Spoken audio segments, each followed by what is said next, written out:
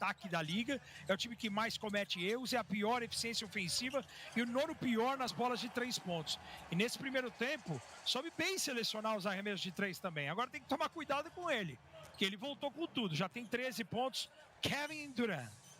Dona Wanda já fotografou esse arremesso aí. Certeza. 6160.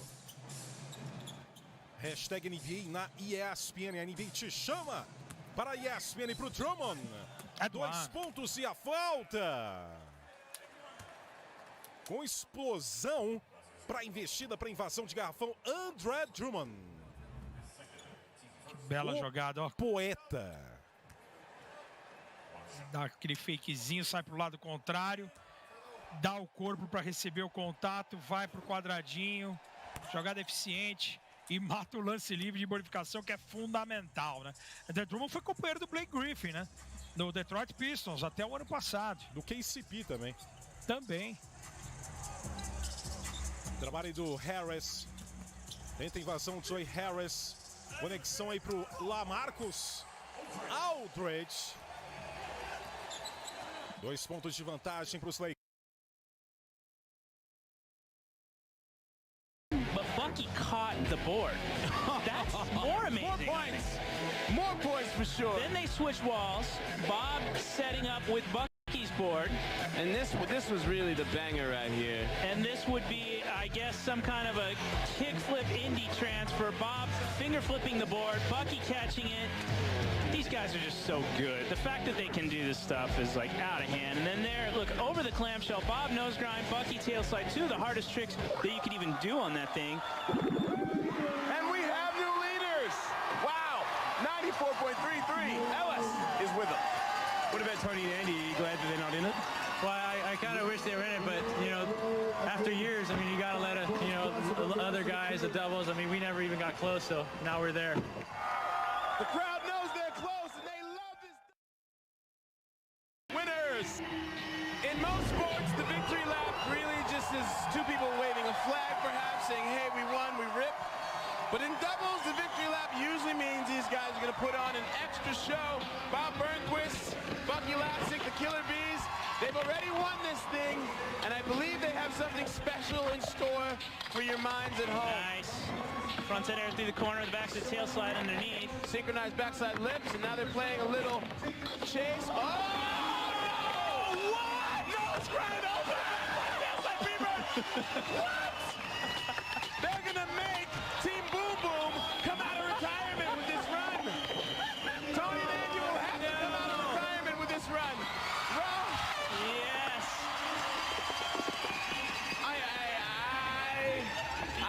We are tongue-tied. There it is.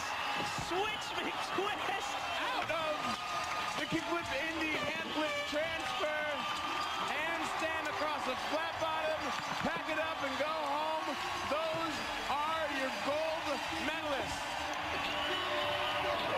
While we were busy freaking out and screaming, these guys were putting together some amazing combinations. Bucky and Bob going across ramp, setting up for that oververt clamshell, and that combination right there, Bob doing a nose grind, and Bucky backside tail slide, backside revert.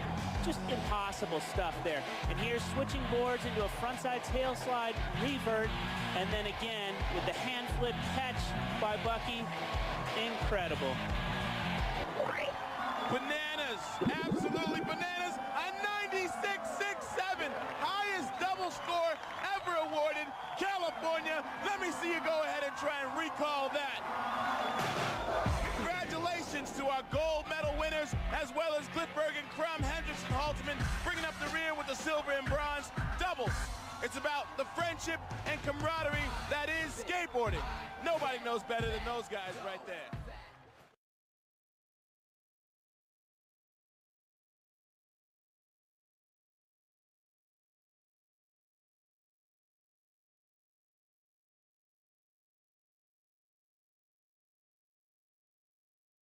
Que o banner dos Lakers vai ser, né, inaugurado no Staples Center no dia 12 de maio. Olha, eu acho que os dois estão fora. Continua a confusão, hein? Enquanto eles rodavam o replay, eu estava tentando ouvir o áudio ambiente. E eu acho que teve mais uma falta técnica, pelo menos pro Kyrie Irving Eu acho que para os dois, os dois estão fora. O Kyrie Irving tá fora mesmo. Tá fora. Recebeu Segunda outra técnica e tá fora. Segunda técnica é eliminação e o Kyrie Irving completamente alucinado. Indo pro vestiário. Também. Caiu aí no jogo de provocação. E o Schroeder também saindo. Os dois, ironicamente, os dois que tiveram impacto na quadra, fantástico na primeira etapa, e saem dessa forma lamentável e melancólica para os vestiários. Nada mais de Schroeder, nada mais de Kyrie Irving na partida de hoje. Olha o Mike D'Antoni. E o Doca, Mike D'Antoni e o James Harden tá parecendo um agente da SWAT, hein?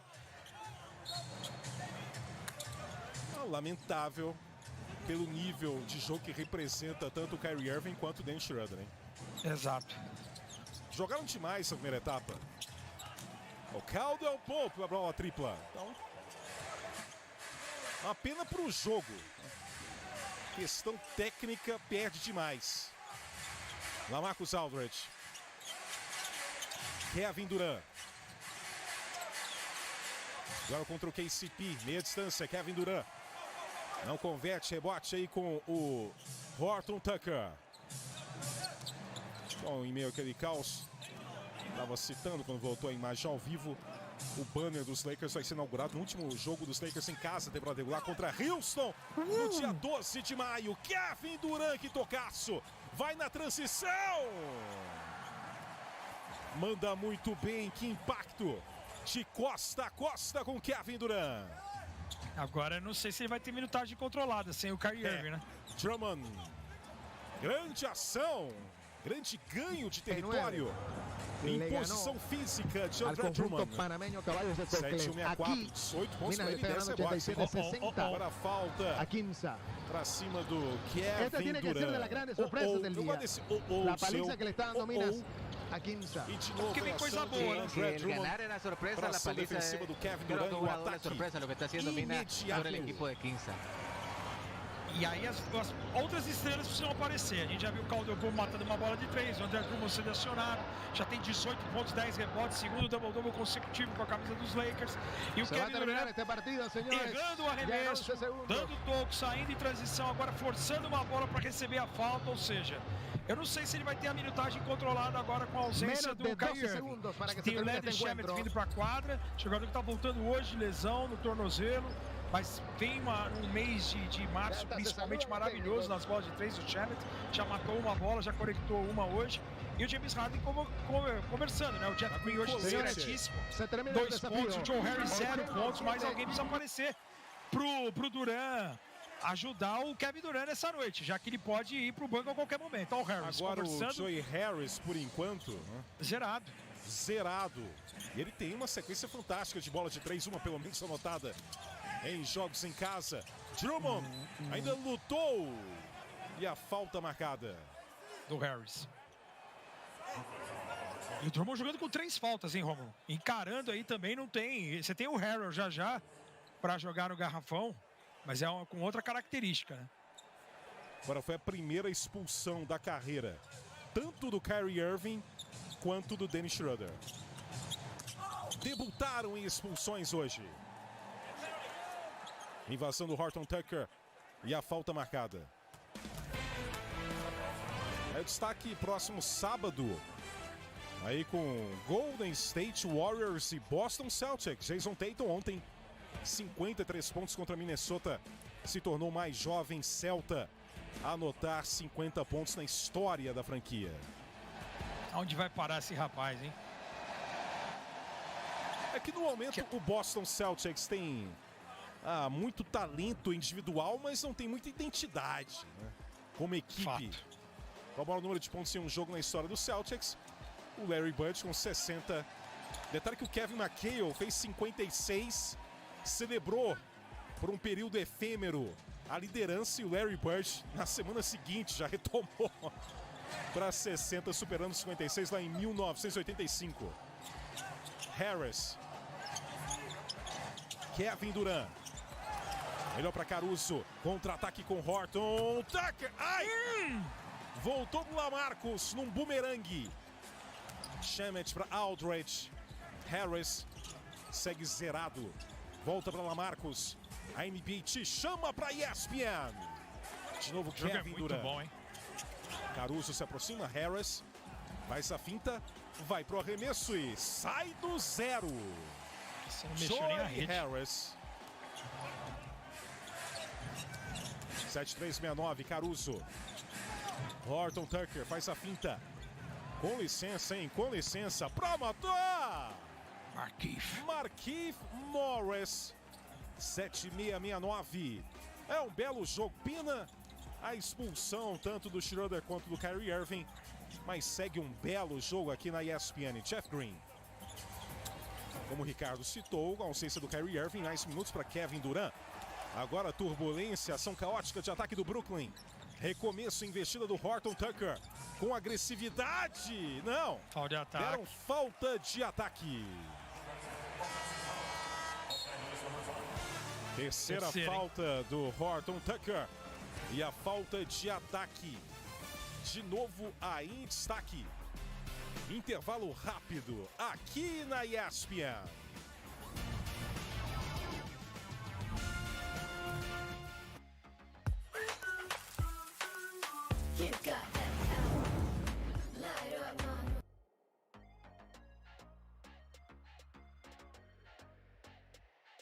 Esportivo já na cidade do Rio de Janeiro, mas quando foi marcado não podia. Iria ser o plano B era Buenos Aires, o ginásio do Obras, mas aí a Argentina com restrições à entrada de estrangeiros no país, o que ia dificultar principalmente os brasileiros. Então a Nicarágua acabou vindo como uma solução, e uma boa solução, porque a gente pode ver o público no ginásio, uma cena até emocionante para nós aqui que trabalhamos mais de quase um ano aí sem público, e você poder ver esse retorno, mesmo que seja lá na Nicarágua, mas com o time brasileiro em quadra, é uma cena muito emocionante e tocante. Vamos para o jogo, segundo tempo, galera. 40 Real Estelí da Nicarágua, 33 para a equipe brasileira do César Franca Basquete. Vamos para o segundo tempo de jogo. O Franca tem que tirar 7 pontos de diferença para conquistar aí a vitória e pegar o Minas amanhã nas semifinais. Missão difícil, dura, mas eu acredito no Franca. Vamos para o segundo tempo. A gente vê o Jamal, volta aí como volta jogando nesse quinteto de Franca. Vamos ver o quinteto que o técnico Elinho manda a quadra aí nesse começo de terceiro quarto, que vai ser muito importante para a Franca entrar de vez no jogo. Então vamos lá, tá valendo para você que é fã de basquete, segundo tempo de jogo. Real Estelí, 40-33 Franca, você comigo, Guilherme Maia, com Marcel Pedrosa, na torcida pelo Brasil. Toco do Lucas Dias, belíssimo toco do Lucas Dias para abrir os trabalhos no segundo tempo. Para cima do grandalhão nigeriano, Akindele de 2,16, não poderia começar melhor. Franca, uma boa defesa aí, uma ação do Lucas Dias. Aí o Lucas Dias com a bola. Jamal. Para 2 pontos. Jamal. Já é de 5, agora a diferença. 40-35. Meu Deus, Jesus. Opa. Akindele enroscou com o Jamal. A cara do Jamal, ó. A cara do Jamal. Akindele dá uma risadinha irônica. Olha o tamanho do Jamal, o tamanho do Akindele. Você acha que o Jamal ia conseguir derrubar o Akindele? Foi dada a falta do Jamal.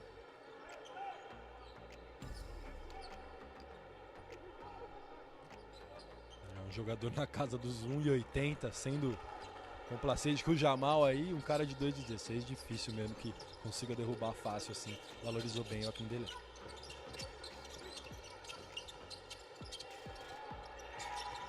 Aí o Franklin faz o giro. Opa! Estourou! O tempo estourou os 24 segundos. Real Estelí. Ó, se o Franca pontuar agora, já cai para uma posse de bola, hein? Já cai para uma posse de bola.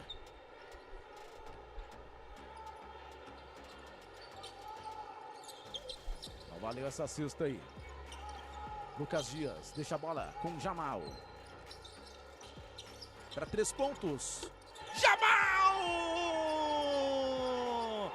Bola de 3, Franca! A diferença que era de 7 vai para 2. Corrida de 5-0 do Franca, com 1 minuto e meio de jogo no segundo tempo. Franklin para 2 pontos, nada feito. Vem o Franca para empatar ou até virar agora. André Góes, Jamal. Calma, Jamal, tranquiliza, trabalha a bola. Lucas Dias para 3, não cai. Ela fica com a equipe do Real Estelí. Olha só, fácil essa bola aí para o Estelí pontuar, não conseguiu. Bola volta para o Franca com a chance novamente para empatar ou virar. E as 2 cestas do Jamal nessa corrida de 5-0, jogando esse pick and roll central com o Lucas Dias. Aí a gente vê o Balkman fica coladinho no Lucas Dias e aí o Jamal consegue ter espaço para pontuar, para arremessar. Pode ser uma arma interessante ali, usar e abusar do Jamal com o Lucas Dias. Jamal! Eu falei que era jogo pro Jamal. Eu falei que era jogo para ele. 7-0 Franca. No segundo tempo, 7-0 Jamal. 40-40, tudo igual. Vem o Stanley. Franklin, bola escapou, ele fica de novo com ela. Melhora muito na marcação Franca no segundo tempo. Bola para 3. Ah, essa deu sorte, hein? Essa aí deu sorte, hein, Morrica? 43-40. 15 pontos já para ele. Jamal.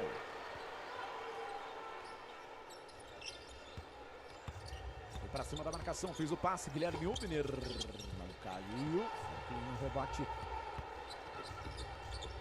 ele vai para a cesta, fez o passe, Balkman, bola voltou aqui em dele, Balkman, essa bola vai sobrar, ainda com o Stanley, Balkman, nada feito, rebote Franca, André Góes. Estamos aí 3 minutos jogados no terceiro período.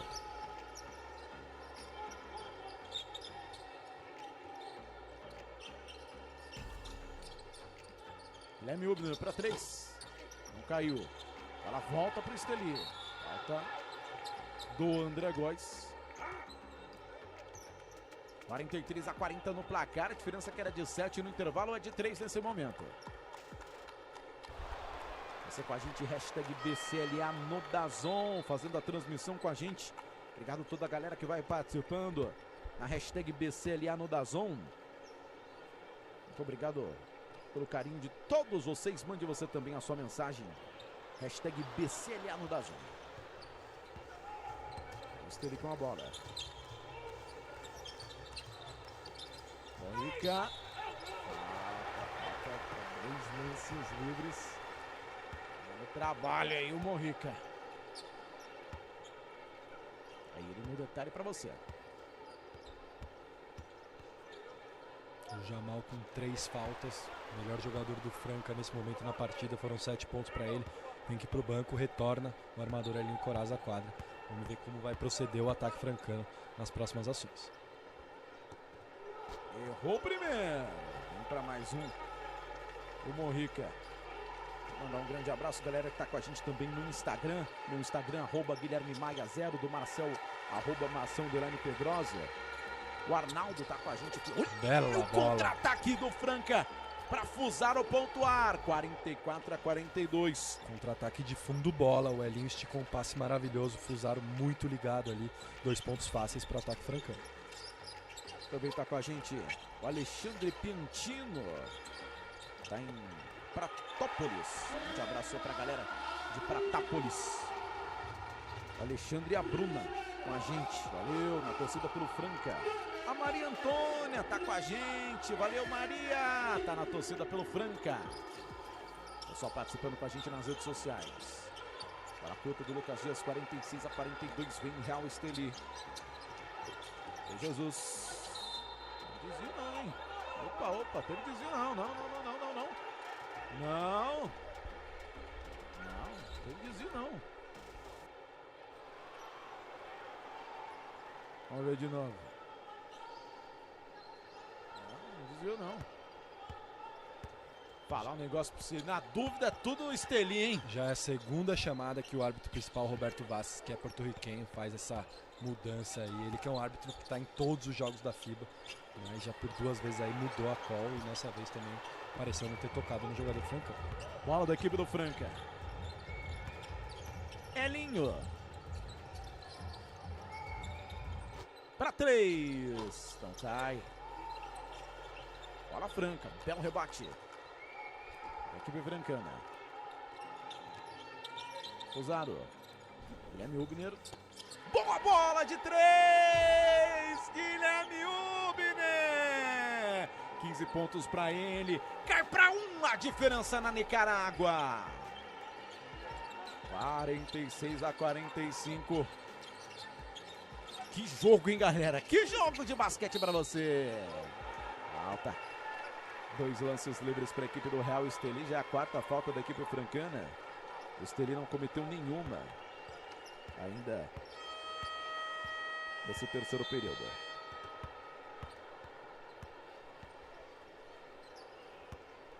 Aí o De Jesus na linha do lance livre. São as emoções da Basketball Champions League Américas para você no DAZN amanhã 7h30. Tem a primeira semifinal, tem Flamengo e São Paulo. E às 10 da noite, o Minas enfrenta o vencedor aqui de Real Estelí e Franca, tudo ao vivo para você no DAZN.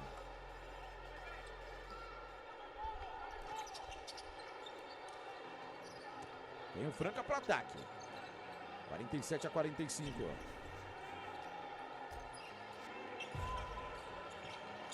Passe, bola franca. Fundo do quadro aí para a equipe francana. E ó, a torcida já deu aquela baixada, hein?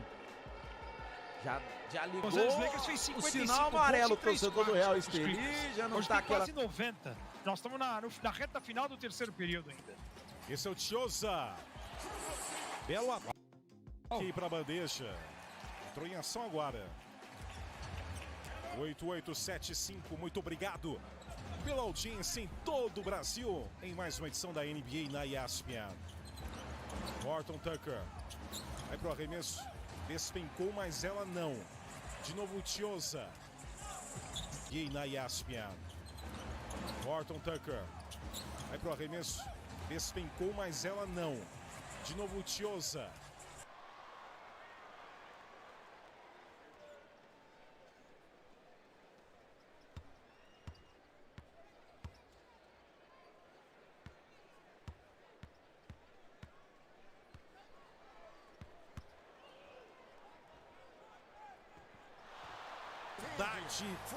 De narrar um jogo com LeBron James em ação.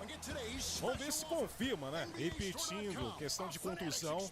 Não tem como cravar retornos e também a gente não de forma alguma define data da nossa cabeça. Toda data que a gente já citou aqui em transmissão foi data que o LA Lakers que anunciou e depois foi retificando à medida que exigiu uma demanda maior, um tempo maior de recuperação, tanto do Anthony Davis quanto do LeBron. Vamos aguardar aí, quem sabe, o LeBron voltando já na próxima semana. Porque o Anthony Davis vai ter um período a mais do que o estipulado, não é isso, Ricardo Bugarelli? O Adrian Wojnarowski, nosso companheiro da ESPN nos Estados Unidos, falou que em 10, 14 dias ele poderá voltar o Anthony Davis. Já viu ele aquecendo hoje antes do jogo, dando alguns arremessos, mas melhor voltar de uma vez, né, só definitivamente, do que você precipitar e o cara sair machucado novamente. Ainda mais um cara do impacto que tem o Anthony Davis, que ninguém tem um jogador como o Anthony Davis, né? O poder dele dos dois lados da quadra, fundamental. Fazer uma propaganda do Disney Plus, se você me permitir. Existe uma série chamada Becoming no Disney Plus, que o primeiro episódio é o Anthony Davis. Ele fala desde a trajetória do Anthony Davis visitando suas escolas, por onde ele passou, até chegar em Kentucky, até passar pela NBA, ser primeira escolha de draft. Ele tem uma irmã gêmea, a irmã dele mais velha jogava mais do que ele deu elava com a irmã. É uma série muito legal. Você não precisa pedir autorização para fazer propaganda da Disney, não. Se você está na Disney.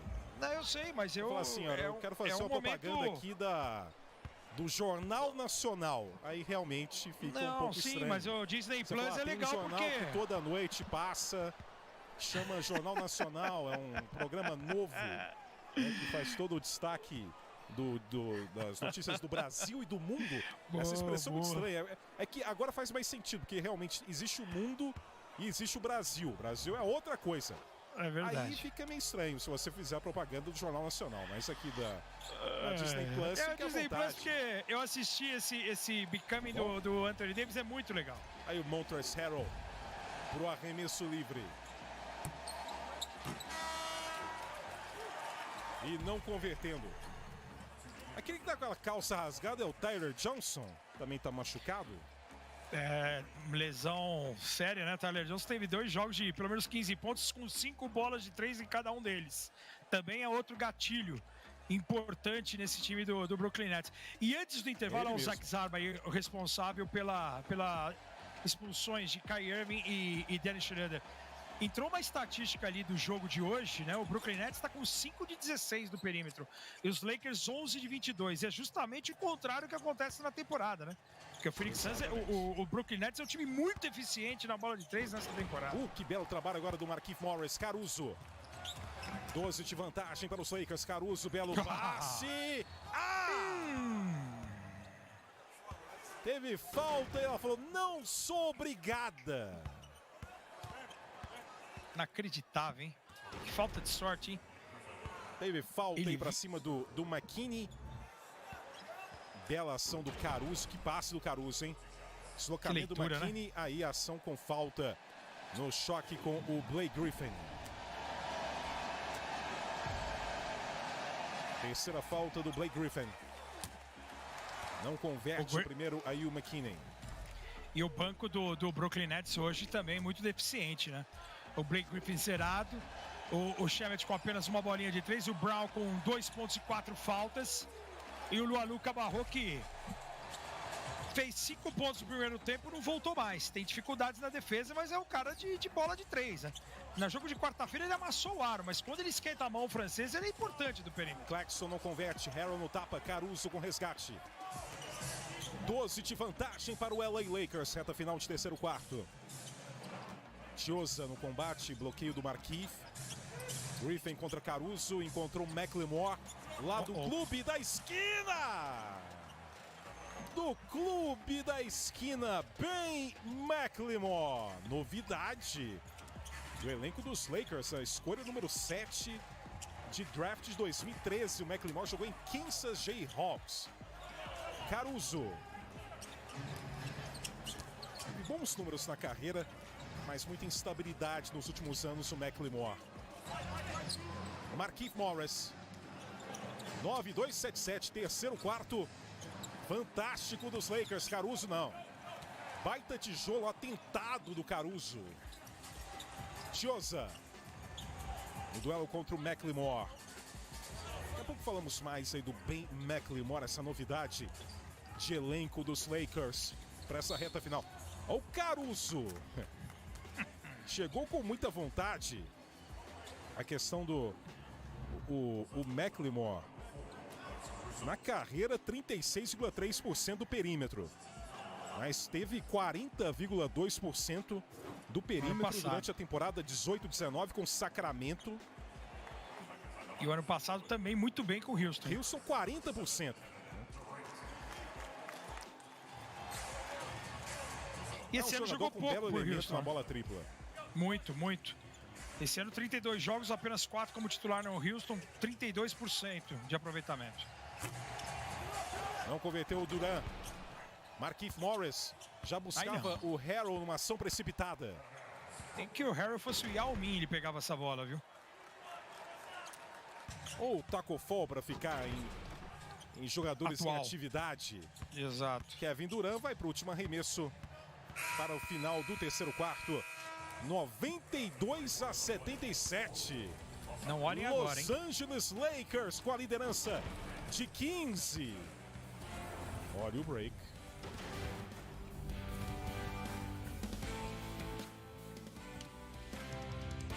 Conectividade no celular é Livear. Cisgoelar.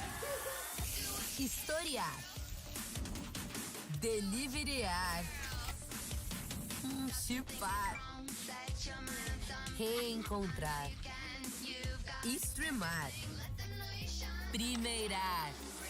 Conectividade é ter o primeiro 5G do Brasil para poder curtir seus conteúdos preferidos com mais velocidade. Vem clarear, você merece o novo. Faz toda a diferença poder acompanhar toda a frota da fazenda em tempo real, mesmo à distância. E com a Ford Ranger agora conectada, além de localizar todas as suas picapes pelo aplicativo Ford Pass, você consegue, por exemplo, ligar a Ranger, trancar e destrancar as portas e acionar o ar-condicionado. O rebate para a diferença. Com 9-5, 2, 40 segundos para terminar o terceiro período. Jogo tenso, jogo nervoso, é jogão de basquete, é a essência do basquete. Pra você, com a Basketball Champions League Américas.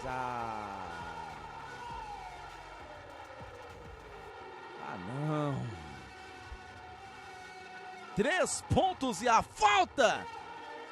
Ruiz. Ó.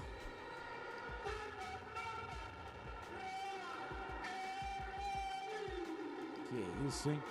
Partida aí do Ruiz. Jogaço, tá pegando fogo o homem. Não pode ter essa liberdade aí pra arremessar a bola de 3 o Ruiz.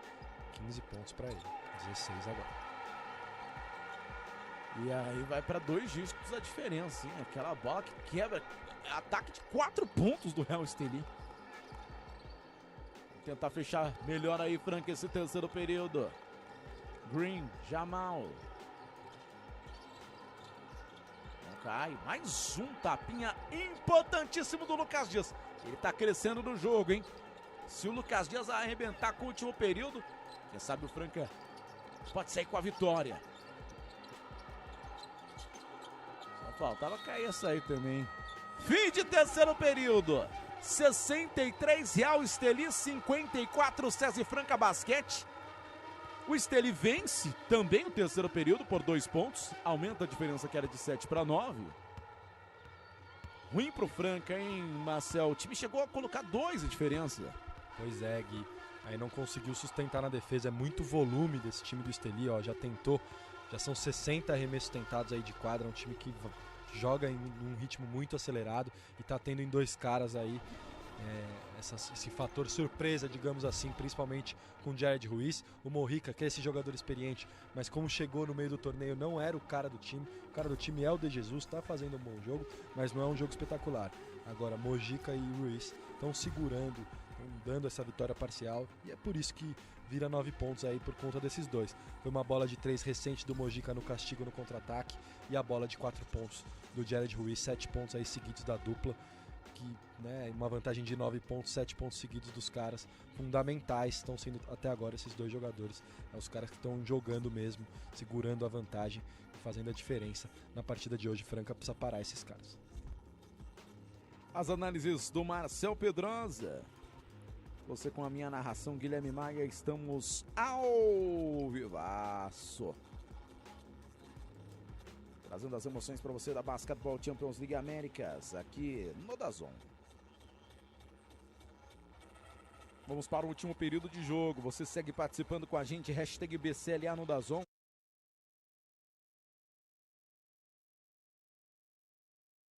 Do Kevin Durant tem iniciado a partida de hoje.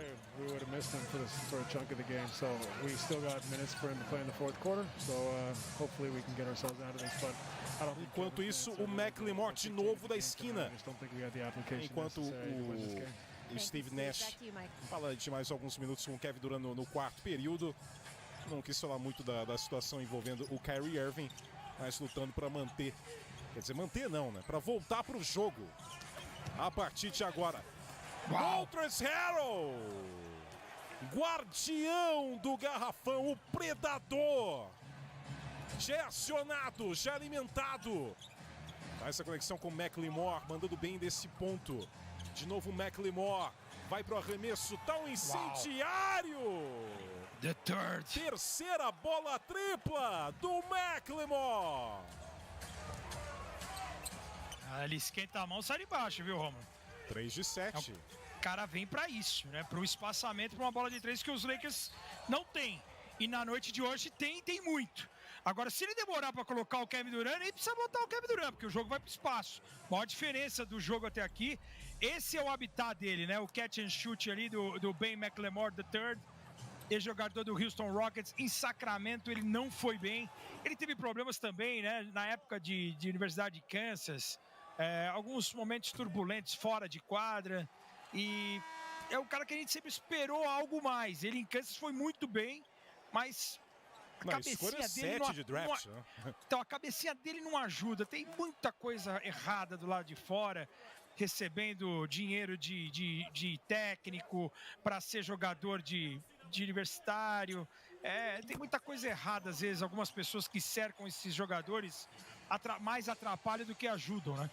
E se o cara não tem um apoio familiar, não tem cabeça, o cara se perde. E o McLemore, ele demorou muito. Por ser uma escolha de top 10 de loteria, ele poderia ter se desenvolvido mais. Mas é um chutador. Quando esquenta a mão, sai de baixo mesmo. É um grande arremessador. Aí o Montrezl Harrell. Blake Griffin! Depois o Harrell! Um tocaço! Um porteiraço do Enem! Blake Griffin! Jantou! Ô Griffin, o Harrell tem família! E tem falta, voltou o Kevin Durant. Que tocaço do Blake Griffin! Sensacional, que pregada do Griffin. Impressionante como o DeAndre Jordan não vem mesmo, né?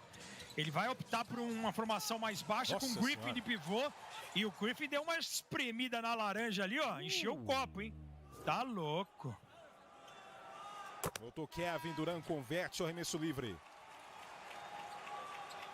18 de vantagem para o LA Lakers. Segunda-feira, não perca, tem rodada dupla da NBA aqui na ESPN. Jogaço. Philadelphia e Dallas, e também Golden State e Denver. Horton Tucker contra Kevin Durant. Aí do Horton Tucker, vai para bandeja contra o Durant. Melhor para Brooklyn. Tiosa avança, acelera, vai para bandeja. Olha, tem jogo. Reclamando de contato. A vantagem é de 15 para o Los Angeles Lakers. Montrezl Harrell.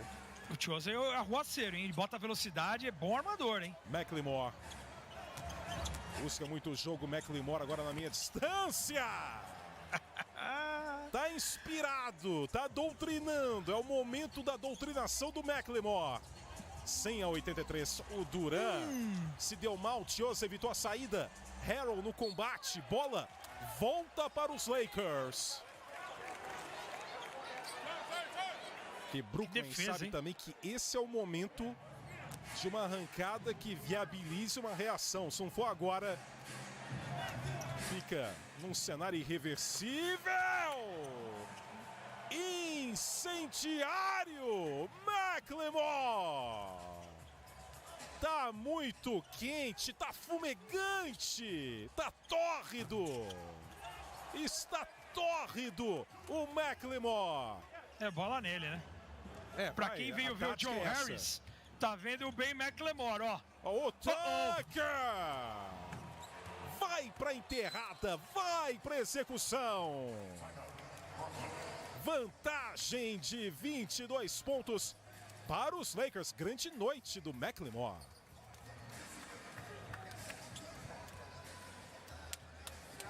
Copa Libertadores. A tão sonhada fase de grupos está próxima. E aqui você vive toda a emoção de quem alcança o objetivo. Nesta quarta, jogo de volta pela terceira fase. 7h15 da noite, Grêmio Independente del Valle. Em seguida, Atlético. Pediu tempo. 8h11 para terminar. 7-1-5-9 no placar. 12 pontos. 12 pontos. Com muito tempo ainda no relógio. Elinho vai recolocar a bola em jogo. Gabriel. Trabalho da equipe francana. Elinho.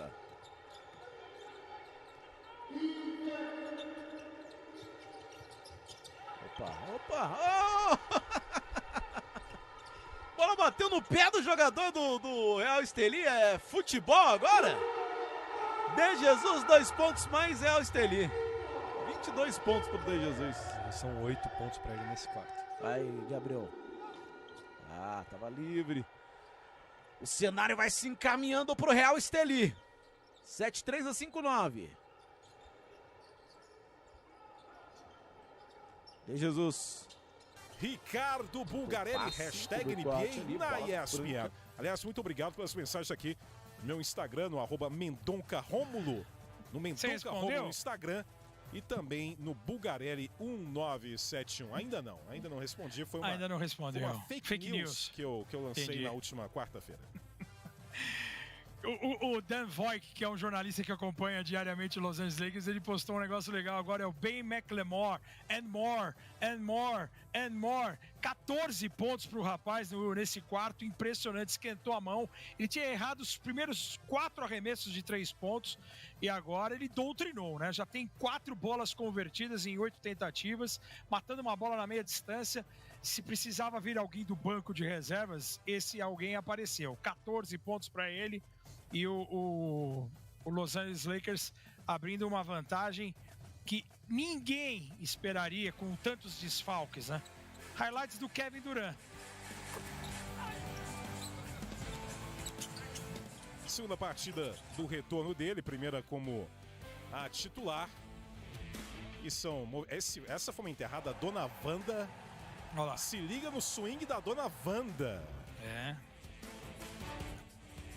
O Durant tem nessa temporada, Rômulo, a melhor marca dele na carreira em 3 pontos, a segunda melhor marca dele em arremesso de quadra e a terceira melhor marca dele em pontos por jogo e tocos. Ou seja, mesmo perdendo 24 jogos, é um Kevin Durant. Ele saudável e vira uma arma fundamental para esse Brooklyn Nets. E mais, Kevin Durant e James Harden juntos, Griffin não foi muito bem recebido, McKinney com a sobra, Horton Tucker no ataque. Que jogo dos Lakers, hein? E o Ben McLemore, impressionante o desempenho dele, em especial neste quarto período. Modo avião! O predador! Montrezl Harrell com a liberdade também, aquele distanciamento social gigantesco. Só deu o Montrezl Harrell enchendo a tela da ESPN. Só tinha ele. Mas a leitura é perfeita, né? É uns 5 abertos, ó. O Blake Griffin tá lá fora. Cadê o pivô para defender? Na troca, o Kevin Durant ficou ali vendido. O Kevin Durant sem ritmo de jogo. E você tem o DeAndre Jordan, você tem o Nicholas Claxton. Você tem alguns caras para defender o garrafão de uma maneira mais eficiente. Veja as expulsões, 45 a 17 para os Lakers, hein? Que perdiam por 66-62 no momento das expulsões do Kyrie Irving e do Dennis Schroeder. Uma mudança brutal de roteiro para a sequência do jogo e os Lakers com domínio amplo. Kyrie Irving agora 16 faltas técnicas na carreira. O Dennis Schroeder 32. Mas como citei, tanto para o Schroeder quanto para o Kyrie Irving foram as primeiras expulsões de ambos na carreira na NBA. Montrezl Harrell. Rebote aí com o Joe Harris. O Harris segue sem bola tripla. 0 de 4, interrompendo uma longa sequência de pelo menos uma bola tripla em jogo em casa. O Joe Harris. Bruce Brown. Muitos erros, né? E apenas 5 de 20 no geral para Brooklyn do perímetro. Tucker! Que aula! Ainda sofre a falta. Agressividade e audácia recompensadas com Taylor Horton Tucker. TLC. Giro, né? Que espetáculo aí do Tucker. TAT, perdão. TAT, olha o giro. Luau Cabarro. Não que não voltou mais. Mas que giro fantástico, né? Que leitura que tem. Jogou uma bela jogada agora. Bruce Brown. Que futuro tem esse rapaz, né? 1,93 m de altura, 20 anos de idade. Fez em novembro. Último ano de contrato. E esse aí, tem que ter uma atenção especial Los Angeles Lakers pro ano que vem, né? Ele, o Caro Show. Você tem Montrezl Harrell, você tem Dennis Schroeder. O Montrezl Harrell é player option. André Drummond. Você tem hoje Wesley Matthews fora, né? Olha o que eu citei não tá agora fazendo pouco, falta, atualização, ó. 47-19 desde as expulsões. Placar atualizado de um momento que acabou sendo um momento crucial para a sequência da partida. Então tem o THT, que é o Taylor Horton Tucker, e tem o TLC, que é o Timothée Luau Cabarro. Este é o Alex Caruso. 109-85 Caruso. Trabalho com KCP para ele, McLemore.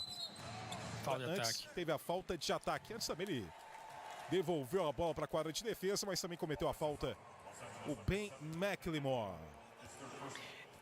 E o torcedor em casa deve estar se perguntando por que não joga com essa intensidade, com esse trabalho de passes essas, com essa entrega para pegar rebote. Time que domina os rebotes, 41-33, tem 26 assistências em 41 arremessos convertidos, apenas 12 erros. O time vem de um jogo contra a Miami que errou bastante e sofreu demais. Foram 22 erros contra a Miami. Miami fez 33 pontos em cima dos 22 erros dos Lakers. 22 pontos para Kevin Durant em 23 minutos, 4 minutos a mais do que na partida da quarta-feira contra os Pelicans. Caruso. Trabalho contra o Harris, deslocamento do McKinney, KCP para ele, do clube. Não converte, rebote do McKinney. Com auxílio da tabela, guarda 2 o McKinney. Chiosa. É reta final de partida no Barclays Center. Grande performance dos Lakers. De todos, né? Sim. O McKinney pega o 11º rebote de ataque dos Lakers com 15 pontos de segunda chance. Está vendo aí Steve Nash. Kevin Durant. Agora vai sentar, vai vir o terrão. Agora acabou. Agora jogou a toalha e o Kevin Durant já com alguns minutos, como você destacou. 8 de 17. Pouco mais de 50% nos arremessos de quadra, 25% na bola de 3, 100% nos lances livres.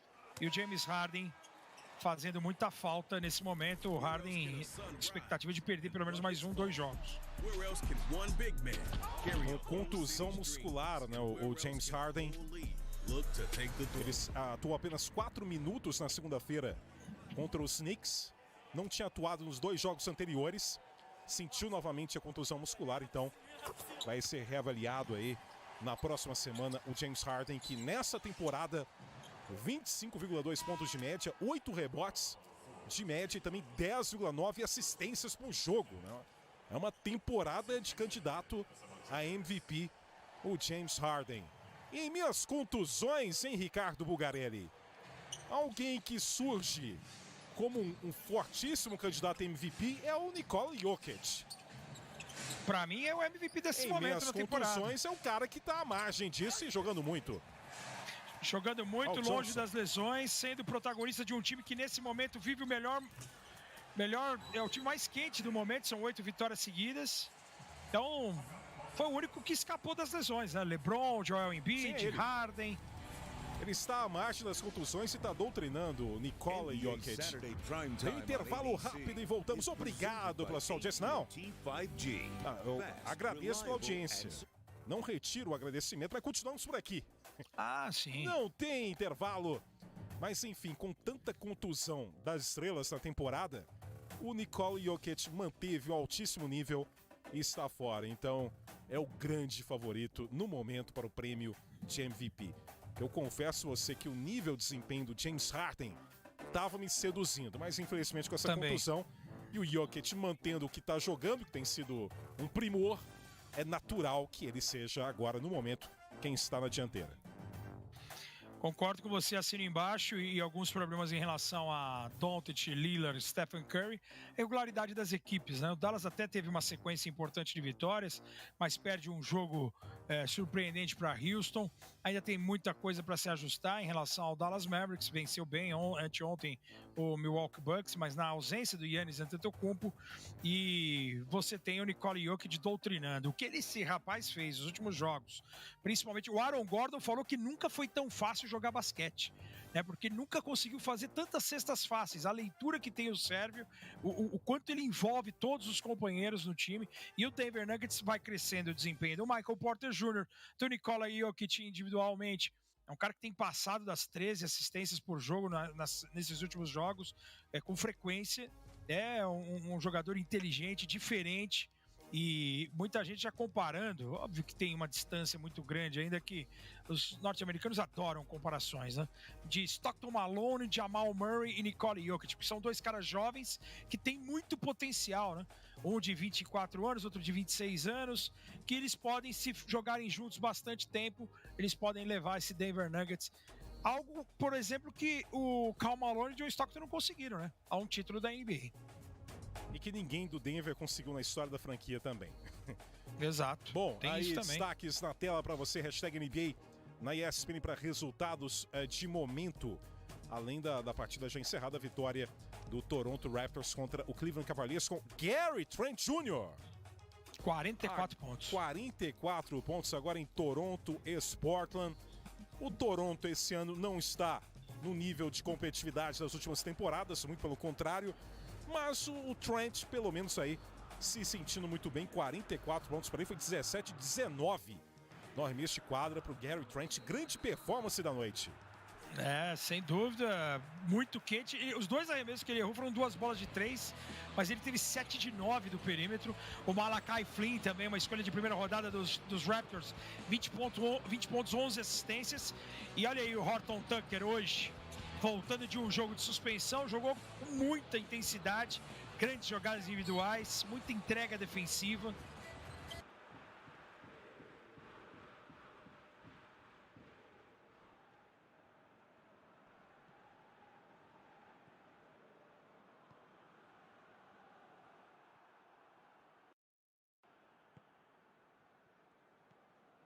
Um cara de muito futuro.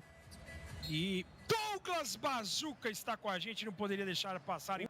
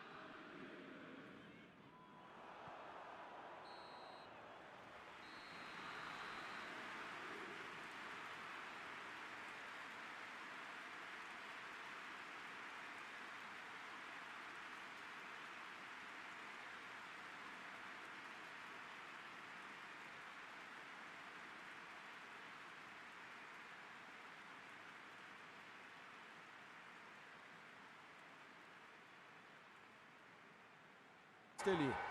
Ruiz. Aí é pra fechar a tampa do caixão, né? 28 pontos, 6 de 8 na bola de 3, 75% de aproveitamento pro Ruiz. Fim de jogo na Nicarágua.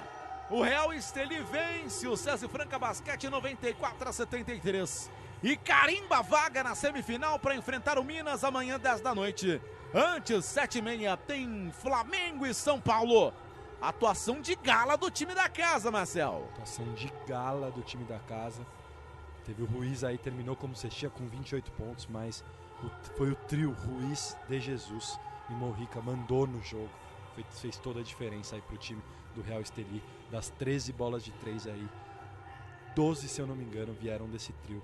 É muito impactante o que fizeram esses 3 jogadores em quadra. E do outro lado, Franca não teve respostas. Poucos momentos Franca jogou bem, jogou de uma maneira fluida, viveu de alguns lampejos durante a partida e não foi o suficiente para bater essa forte equipe. Tá aí na tela, 28 pontos do Ruiz, 22 do Mojica, 22 do De Jesus, 72 dos 94 pontos do Real Esteli no jogo, marcados por esse trio. Marcel, um abração pra você, amanhã tamo junto, hein? 7h30, Flamengo e São Paulo, 10 da noite, Minas e Real Esteli. Valeu, Gui, bora que amanhã tem muito mais Brasil em quadra, tem muito mais emoção aqui na Basketball Champions League Américas no DAZN. Teremos 2 grandíssimos jogos nas semifinais, Flamengo e São Paulo, depois o time da casa, o Real Esteli, contra o Minas. Obrigado a você que esteve com a gente durante todo o dia, acompanhou a classificação do São Paulo para cima da equipe do São Lourenço Tricolor. Foi a primeira equipe a se classificar, você viu aqui ao vivo no DAZN com a gente. Já a primeira classificação do Tricolor Paulista. Muito obrigado a todo mundo que esteve aqui com a gente.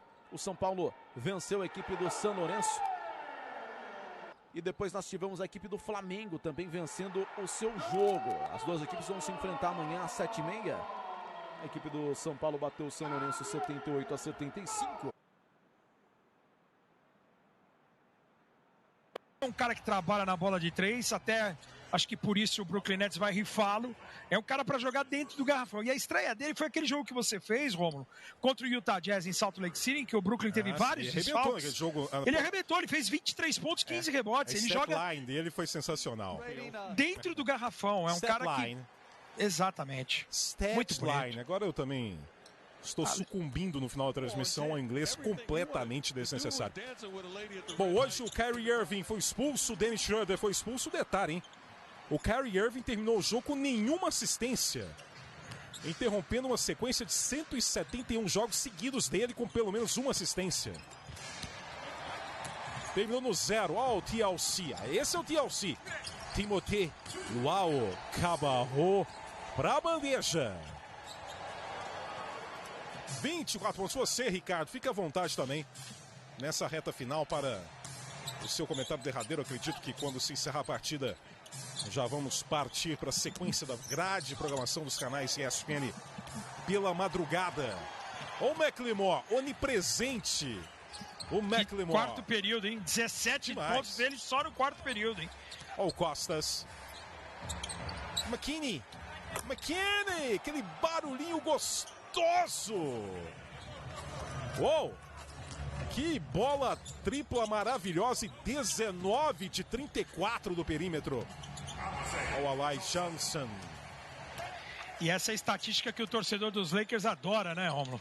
30 assistências. Nessa temporada, 7 vitórias e nenhuma derrota com 30 assistências até aqui. O time tem 14 vitórias com a de hoje e 3 derrotas quando acerta mais de 50% dos arremessos de quadra. E quase conseguiu segurar o Brooklyn Nets a menos de 100 pontos. É um grande jogo do Los Angeles Lakers dos dois lados da quadra. E sem Matthews, sem Gasol, sem Kuzma, sem LeBron, sem Anthony Davis, sem o time inteiro. Que vitória do Los Angeles Lakers, dos dois lados da quadra. E sem Schroeder por grande parte, por conta da expulsão e também daquela lesão, né?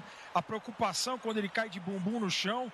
E ficou aquela dúvida se ele ia permanecer em quadra. O Cox, ele fez um primeiro tempo fantástico de 19 pontos. Que vitória dos Lakers, hein? Estão mais vivos do que nunca. Taylor Horton Tucker, 11 assistências, uma marca da carreira dele. 126-101, grande vitória dos Lakers em destaque.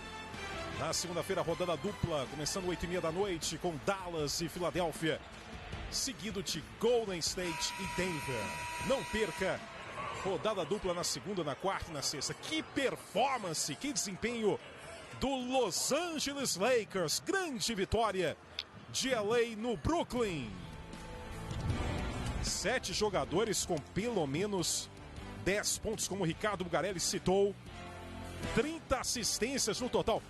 Ricardo, aquele abraço. Tchau, tchau pra você. Beijo, Rômulo. Um grande abraço a todo fã de esportes. Até a próxima. Até a próxima. Muito obrigado pela audiência maravilhosa, como sempre. ESPN e Fox Sports, juntos na torcida. Cuidem-se. Tchau.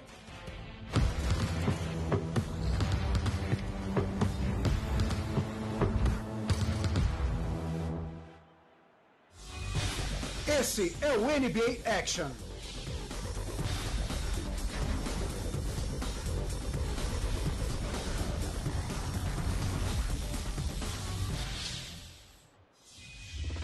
A corrida para ficar entre os 6 melhores do Oeste promete ser acirrada. E bem nessa muvuca se encontram Damian Lillard e Portland Trail Blazers. Após adquirir o Norman Powell no prazo final de trocas, os Trail Blazers estão cada vez mais saudáveis, em forma enquanto ficamos por dentro da ação.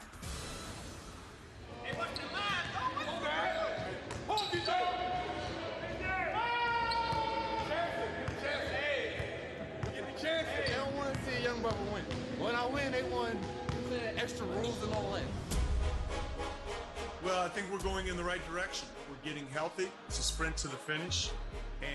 Eu acho que estamos na direção certa.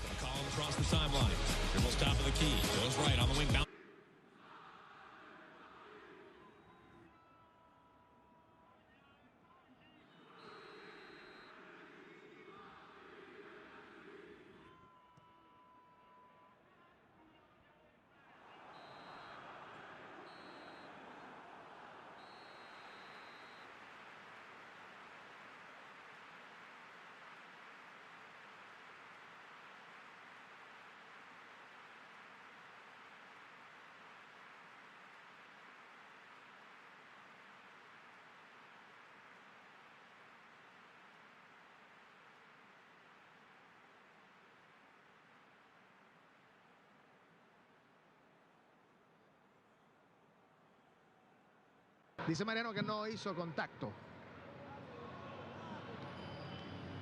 71-68.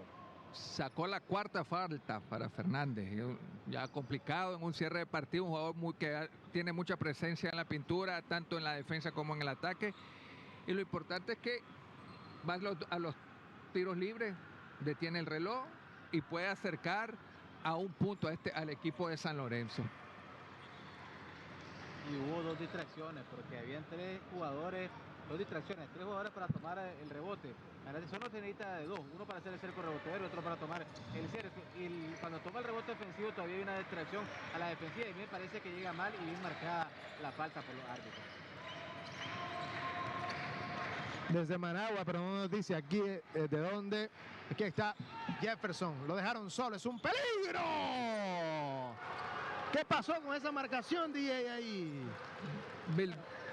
Nadie se puede dar el lujo de dejar en el 1-1 a su marcador, más si lo tenés de frente a un paso, porque todos, independientemente de la posición que juegue, pueden tirar, ya sea en San Pablo o en San Lorenzo. Vildosa consiguiendo los puntos, señores. 74-72. Ha llegado una pequeña cantidad de público a este primer partido. 4 partidos internacionales el mismo día, otro récord para la franquicia. Fallada de Paula. El rebote de Piñeiro. De larga distancia. Felerup que falla. 74-72.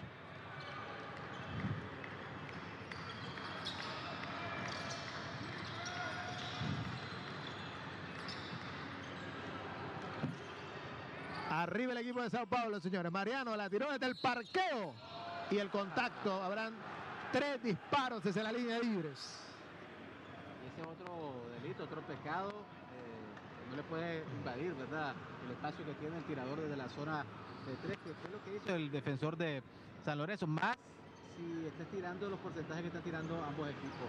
Ni Sao Paulo ni San Lorenzo se han sentido cómodos tirando desde la zona de 3 puntos, pero que apenas entre ambos están disparando para el 26% idéntico, o sea, no está tirando ni por encima del 33-35%, o sea que hay que cederle por lo menos de que te enceste 1 o 2 disparos para ya ir a marcar más fuerte esos disparos de la zona de 3 puntos. Aunque como está el juego, y yo creo que en ningún momento tenés que llegar suave. Yo creo que la defensa siempre tiene que ser agresiva y fuerte. O sea, eso es que la defensa a medio, que fue en la posesión anterior para el equipo de Sao Paulo. Vimos a Vildosa que lo vio, le cedió y no dudó. En estos tiempos a ningún jugador grande, pequeño, le tenés que menospreciar su tiro, porque ahora han demostrado que hasta los grandes pueden tirar de larga distancia. Y repito, la defensa no puede ser nunca pasiva. Siempre te lo va a decir un entrenador. Agresividad sobre todo. Llegó Gabriel Valerio, que lo cobraron a las 7:52 de la mañana el día de hoy. 1:35 por jugarse, señores. Y fíjate que ningún tiro libre metió Fernández. O sea, fue una falta que al final no aprovechó el equipo de Sao Paulo, y esos detallitos pueden complicar el cierre del partido. 75-72, aquí estamos en vivo y directo a través de la señal también de TN8, el canal del baloncesto en Nicaragua. La tapa de Mariano Aguirre no se da por vencido, dispara y consigue los puntos. Fíjate que Sao Paulo está disparando desde la línea de libre para el 46%, que por ahí se le escapa el partido también. En un partido como este no podés darte el lujo de tener ese porcentaje, y principalmente cuando entras. Y hay que ver ese porcentaje también en el último cuarto. Queda un minuto para que termine el partido, DJ. Sí, mientras que San Lorenzo está disparando un poco mejor, 78%. Paula, peligrosísimo. Parecía que había un contacto. Se terminaba el reloj de tiro. A toda máquina, San Lorenzo. Piñero, la falta, irá a la línea de libres. El quinto foul para Fernández. Una baja muy importante. Pero yo no sé por qué se molesta. Si llega tarde a la marca y hay un contacto. Pero o futebol americano é jogado num campo de 100 jardas por 2 times de 11 jogadores cada. Na NFL, os elencos de 53 jogadores se dividem em times de ataque, defesa e times especiais, que se revezam no campo. O objetivo do jogo é levar a bola até a end zone do oponente para anotar um touchdown, seguido de um extra point. Isso é conseguido avançando a bola pelo campo em uma série de jogadas ou downs. O avanço pode ser conquistado pelo ar, através de um passe do quarterback para o recebedor, ou por um running back, que corre com a bola pelo campo. O ataque tem que avançar a bola por pelo menos 10 jardas a cada 4 jogadas para manter a posse de bola, e ter outros 4 lances para seguir caminhando até a end zone adversária. Se a defesa consegue evitar o avanço de 10 jardas, então o time de ataque deve devolver a bola com um punt. Ou, se estiver perto bastante, tentar um field goal entre os postes. Depois de 4 períodos de 15 minutos, o time com mais pontos vence o jogo. Alguien más. Saludos a Félix del Suárez, saludos a todos los que se están reportando también a través de las distintas redes. Yo quiero saludar a una sobrinita, cariñosamente así le digo, a Daniela, la hija de Alifa Hack Silva, que está en sintonía, una niña que siempre la conozco de pequeño, me aprecio siempre. Saludos, Danielita. Saludos a tu mamá y a tu hermana, y qué alegre que estás en sintonía, viendo que ya es de tu resumidamente para mí. Espero que sigamos el camino de tu papá y tenerte pronto viéndote jugar baloncesto y tanto que te gusta. Saludos, Daniela. 75-74, señores. Cuarto periodo de juego. Piñero desde la línea de libres. Mira, lo importante de los tiros libres, muchachos, mucha gente cree que los tiros libres cuando está no significa mucho, pero ahí está un detalle que lo acaba de dar Efraín. Ahí donde puede perder uno de estos equipos ahorita, no haber aprovechado al máximo esa parte del juego que es tan importante como los tiros libres. 75-75. ¡Qué cierre, señores! De la ida como lo esperábamos.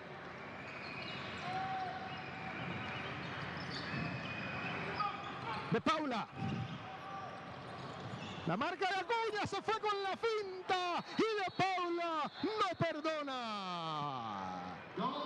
Y terminando también con la mano débil, es lo que le decíamos, este jugador pues no tiene mano débil y tiene muchos fundamentos, tiene muchas formas de definir y aprovechar los pareos y creo que siguen insistiendo en el 1 a 1. Los magmich que le favorecen al jugador de Paula. Así es, no ha habido un jugador que lo detenga en este caso de San Lorenzo.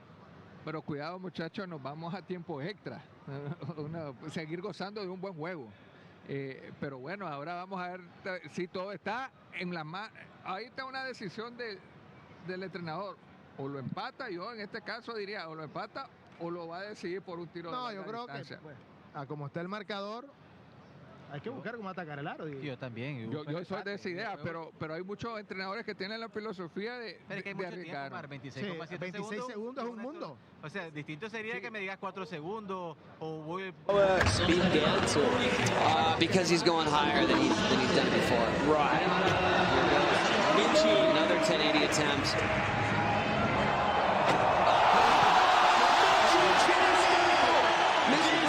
With his first 1080 ever made right there at X Games. Tony Hawk, he is on fire this weekend. He made it as the youngest competitor in vert yesterday, and I'm sure this is going to change things in skateboard big air. Oh, shoulders back, proud. Tony back in his seat. I nearly had to grab him back there. Oh, I wouldn't have known what it was going to be like if we also had 50 Cent in the box with us as well. It would have been unbelievable. Mitchie on screen, just loving it. Una galleta muy característica que nace en el norte de Nicaragua. Aquí está, 77-75. Señores, contraataque. Acuña se lo pierde, señores. El empate en sus manos. Mirá qué bien diseñada fue la jugada. Fue excelente, un diseño excelente. Salió solo, comenzó los movimientos internos, al salir al jugador, la rotación y hicieron un trabajo excelente. Yo te aseguro que como lo mandó el entrenador. Bueno, pero a veces las decisiones las tienen los jugadores, lo deciden los juegos. Pero qué bien importante, mira, hay que destacar aparte de esto que aunque falló Acuña la canasta, el equipo lo fue a felicitar y le dijo no importa, o sea, eso es muy importante en esto, en el apoyo del equipo. Acuña no se lo puede creer, estos son los momentos que nadie calcula, los momentos que nadie se los imagina. Señores, con 4.8 segundos restantes en el reloj. Y ahora San Lorenzo está obligado a dar la falta sí o sí. Totalmente. Y a esperar que falle. Esperar un milagro, sí, que falle uno. Bueno, que no es tan milagro, porque según el ha sido un buen porcentaje de tiros libres. Para Sao Paulo. Sí, por debajo del 50%. Yo nunca imaginé eso, pues, de un equipo de los 8 que van a participar aquí, que estuvieran disparando tan bajo de la línea de libres. Pero bueno, a pesar de... Aquí quien ganó la afición, nosotros, un excelente partido, el primero. Calma que no ha terminado. No, pero calma que no ha terminado el partido. Pero ahora el destino lo tiene el mismo el destino lo tiene Sao Paulo, la decisión. Ellos tienen, porque como dice el DJ, le van a tener que hacer falta y van a tener que meter los tiros libres, arriesgarse de los tiros libres. Esperemos estos 4.8 segundos. La bola ya cuesta sabemos. Arriba para el equipo de San Lorenzo, señores. Ya sabemos quién va a ser la primera opción. No es un secreto, va a ser de Paula el de llegar a esa bola para él. Vamos a ver si impide. El primer trabajo del equipo de San Lorenzo es impedir que la bola, robar ese primer pase y si no lo roba, dar la falta automática.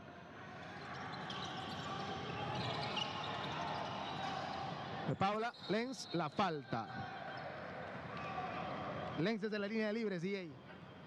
Renan Lenz hizo lo suyo e hizo lo correcto, creo yo, San Lorenzo, porque el que está sacando por lo general nunca se marca, y el que estaba cerca hizo el amago, hizo la finta de que lo iba a cubrir, pero después se fue a buscar a De Paula, en lo que sí yo si hubiese cambiado De Paula, yo he sido el jugador importante, yo busco que me den la falta a mí y yo voy a buscar cómo sentenciar el partido. No, pero es que lo marcó bien el equipo de San Lorenzo. Pero te marca, pero vos podés traer la falta si te quedas con el balón. Yo creo que una de las indicaciones del entrenador de San Lorenzo es una jugada que la mandó el técnico. Así que no reciba él, que reciba cualquier otro. Pero mira, falló desde la línea de libre. Ahora sí está con vida, porque si metes una posesión larga y puede pegar un tiro, y ahora sí van a tener que arriesgarse al tiro de 3.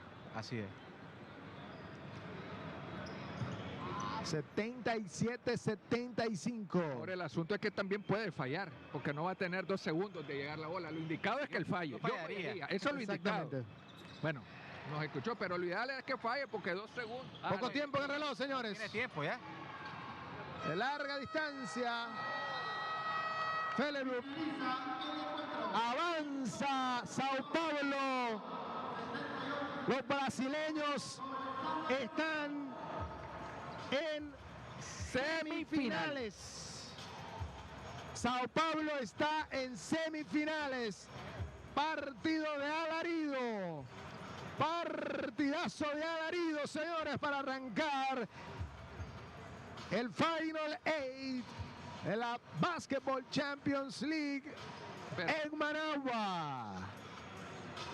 Espectacular. Espectacular, señor.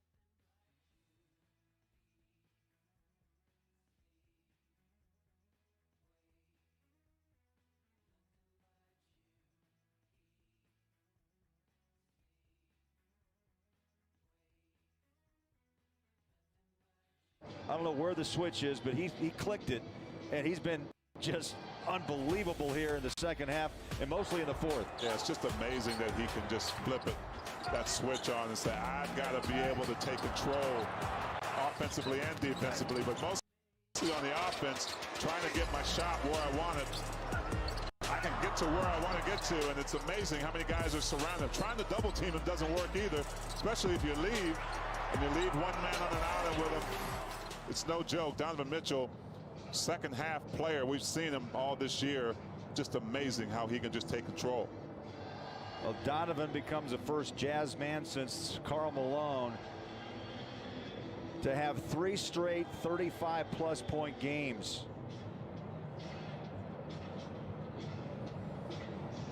Well, we talked about pregame how he was on that list with Pistol Pete, Adrian Dantley, and Karl. The year was 93, by the way. Yeah. And here it is, 2021, and Donovan is in that same category, the rarefied air of one Karl Mailman Malone. Kings trying to get back in it with a 3, missed. O'Neal with another rebound. Conley forcing it into front court. Left hand goes baseline. Here's Mitchell, finds space. He'll take it up, fouled, and 2 more shots for Mitchell. Right here is the stuff that superstars are made of. You know the time of the game, you know what you have to do, and you get in that paint, and you take that contact, and Donovan Mitchell has just gotten very good at that. And, you know, we had talked about maybe first half of the season how the next step for him was to get to the free throw line frequently and still do all the other things that he's expected to do, and he's not disappointing. 37 for Mitchell. The upcoming schedule brought to you again by University of Utah Health, the #1 ranked hospital in Utah by U.S. News for 7 years in a row. We're back at it on a back-to-back against Washington and Oklahoma City, and then Indiana will close out the 5-game homestand before jumping out to L.A. for 2 games against the Lakers. How about the run, T? 14-4 by Utah. The lead now 118-109. Well, the one thing you got to know is that none of these games are easy. I don't care what the stats say. Gobert, factor. Donovan runs it to the other end and just misses the layup. Second block of the night for Rudy. You see him shaking his head there like, nope, not in my house, Harkless. Right here, Rudy doing the job. You're talking about a clutch defensive player. We don't often talk about defense associated with clutch, but that man right there has had many moments of that.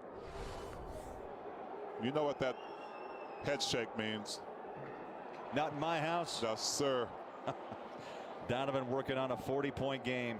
He had 8 after the first quarter, 12 at the half, and living at the free throw line.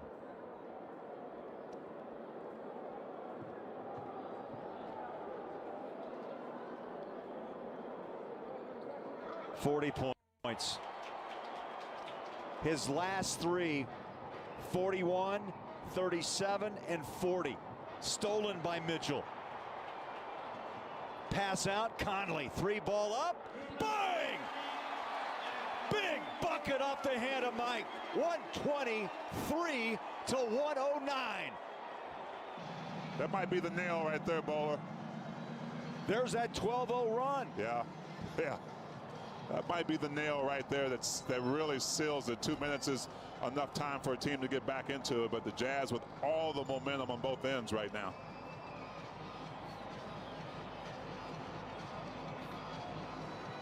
Oh, what a backcourt performance tonight by Utah. Conley and Donovan. It starts on the defensive end as usual. Donovan being the playmaker he is. Finds Mike Conley in one of his favorite spots on that right side in the corner. And the rhythm shot. Mike Conley's deadly.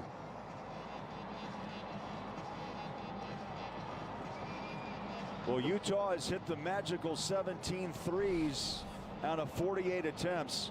Just under 36% tonight. 2 minutes left, 123 to 109.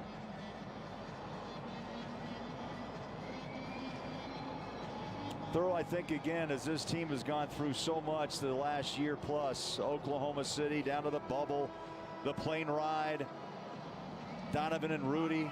I mean, it's an amazing thing to watch, but there is no lack of confidence that I can see with this Jazz franchise. No, even in tough times, right? And it's not going perfectly for the Jazz right now, but a team that can weather those storms and continue to be themselves, not shying away from who they are, right? Especially in games like this, when you look at a piece of paper and say, well, the Jazz ought to run away with this one. Well, the Jazz aren't thinking that way. It's a close game. We're going to take one game at a time, but we're going to still be ourselves.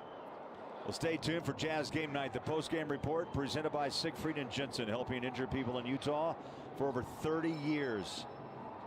Sacramento has just been stunned by the Jazz run, 19-4 over 4 minutes. And Utah's got the ball again. They've scored on 12 of their last 15 possessions. That's how you put a game away. It really has been the defense creating a lot of that offensive momentum for the Jazz. And then this guy right here, Donovan Mitchell, just going to work at the right time. Mitchell looks back at the shot clock. He's got 3, 2. He'll take the deep 3. That one's going to jump off, tapped up by Rudy. Rebounded, however, by Sacramento.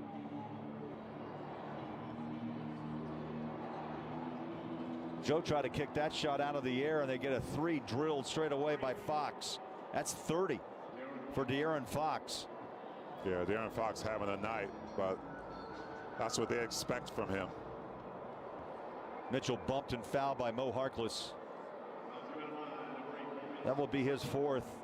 Donovan's been at the line 15 times. Wow. And that's just playing smart if you're Donovan Mitchell, right? Knowing what you have to do on a given night if the three's not falling consistently. And when you're a player like him that can play at all 3 levels, doesn't matter what the defense does. They try to double him, doesn't work. Try to get the ball out of his hands, he gets it back. And if he's going downhill, I mean, there's no answer for that, really.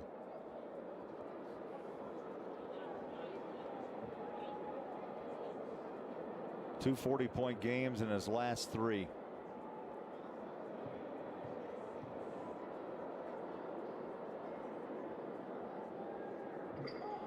Makes another 42 on the night and 15 of 17 from the line. He's taking his game not outside but back in. I tell you, he's a powerful player. He knows it. He can run it to the rim really against anybody. Joe rebounds under a minute left, and the Jazz are up 125-112. And see, when you look back at it, they put together a 66-point second half. Donovan fakes, now drives. Inside out to Mike. He'll take that 3. Just beat the clock. And Conley and Mitchell have been deadly tonight for Utah. Well, when you're rolling, you're rolling. 18 of 50. Yeah. T, I don't think many ever thought we'd see Utah take 53s in a game. But that's the norm in the NBA today. And Utah becomes the first 40-win team in the NBA with a win tonight, 128-112. That's big, Bowler. You know, and it certainly is from the three-point line a norm for the Jazz. I think other teams are trying to follow that example, but the Jazz have so many guys that can knock it down. But tonight it was just that guy right there is leadership. This guy, Donovan Mitchell, coming in and showing his leadership in the second half, and Joe Ingles just.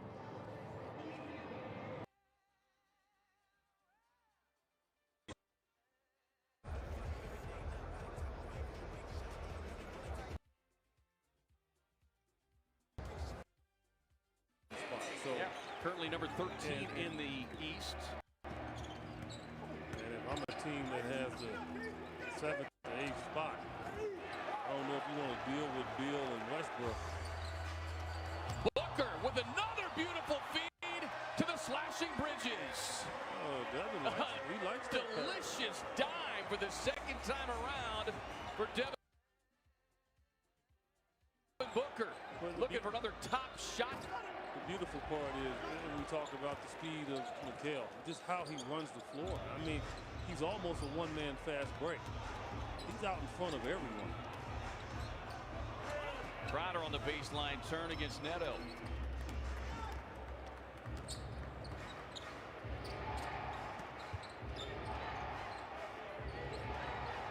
Murray with his back to the basket, working on Booker.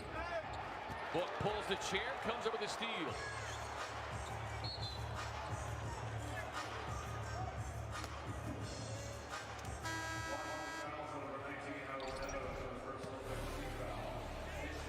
Right there, Evan again, he's loving this pass. Now see, Mikal's not even in your picture, and there he is. And Matthews trying to run with him, it's too late. I mean, the guy is a blur.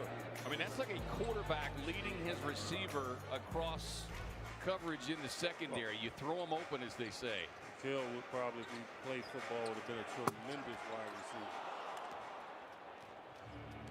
Tough look inside is Avita forcing that miss for Book.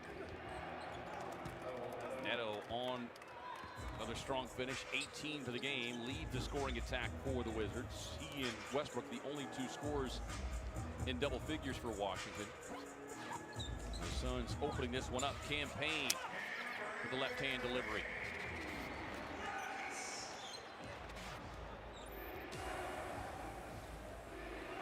I imagine Suns keep building into this lead. They probably won't see Westbrook again in this game. I just can't see Scott Brooks bringing him back. They played 37 minutes last night. They will complete this West Coast swing. They will take on Utah Monday night.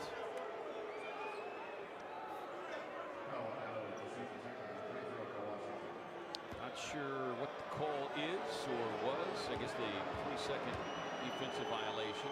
And Utah got a little mini scare. I mean, it was a close game. I think at the beginning of the fourth quarter between the Kings and the Jazz, and they wound up winning by 16 anyway. But so they're taking care of business after their loss, and that's I think 24 straight at home they have won. Well, and that's the issue there. You know, historically they always do well at home. But the Suns have to just take notice. I mean, this Utah team, despite the loss to them, they've won 2 in a row. Smith can't complete the jumper.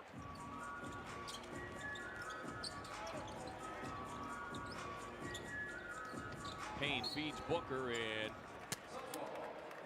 he's bumped. Ball knocked out of bounds. Last touched by Washington. Suns leading it by 20. 2-point game at the break. The Suns jump out of the third quarter with a 21-4 start. I can bet that's all money. You couldn't be happy going into halftime after the loss too. Right? I think that's even more disturbing for a coach.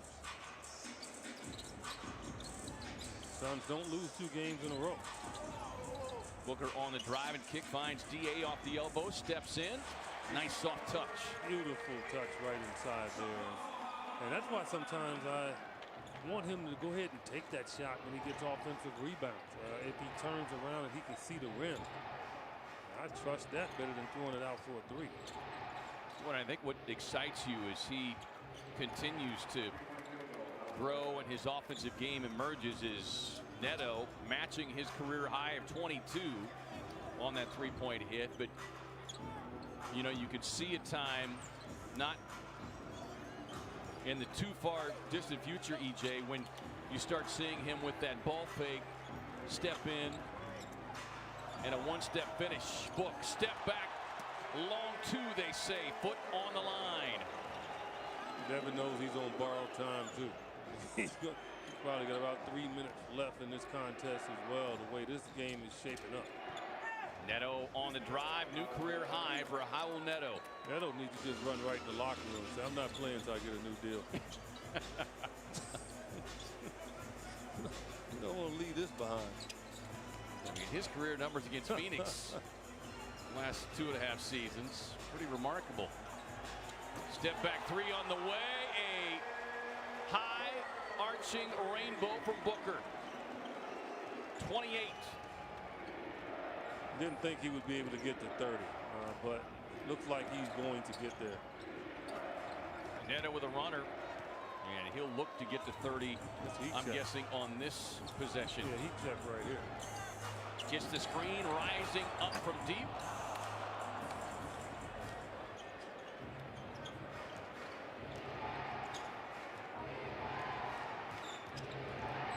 Final 2:21. Avita on the pull-up. Cam Johnson with a rebound. Bridges looking for the triple and will get it. He never does that. No. Never does that. But hey, things are flowing. Things are looking good. Mikhail say, I can do what you do, Devin. Hey, step back right here on the big guy. You got to stay on that. Hey, like his heat check right here. Take that one with you.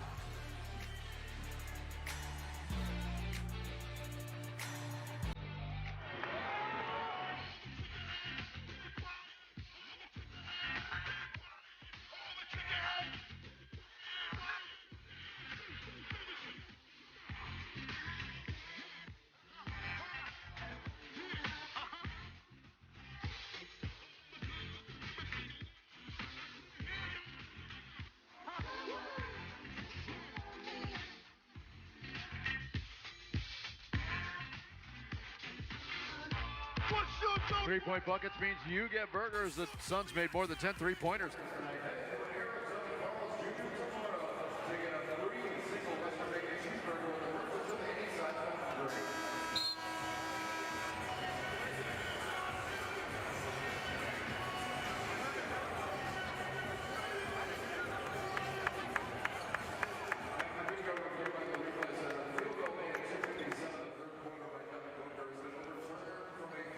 Time of the Taco Bell take. Suns in control as they have come on fire here in this third quarter with 2:11 to go, leading it 96-72. 28 on the night for Devin Booker, 11-24, 6 assists, 2 of which are absolute gems. He's got 5 rebounds as well in his 26 minutes.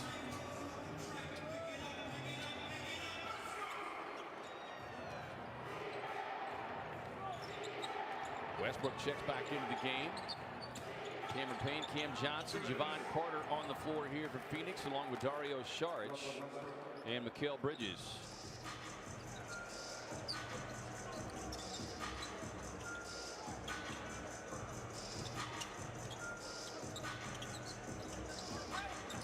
Cam Johnson, nice little runner. Can't get the soft touch to go down, though. Here's Ish Smith, works his way across the paint. Baseline feed inside to Westbrook.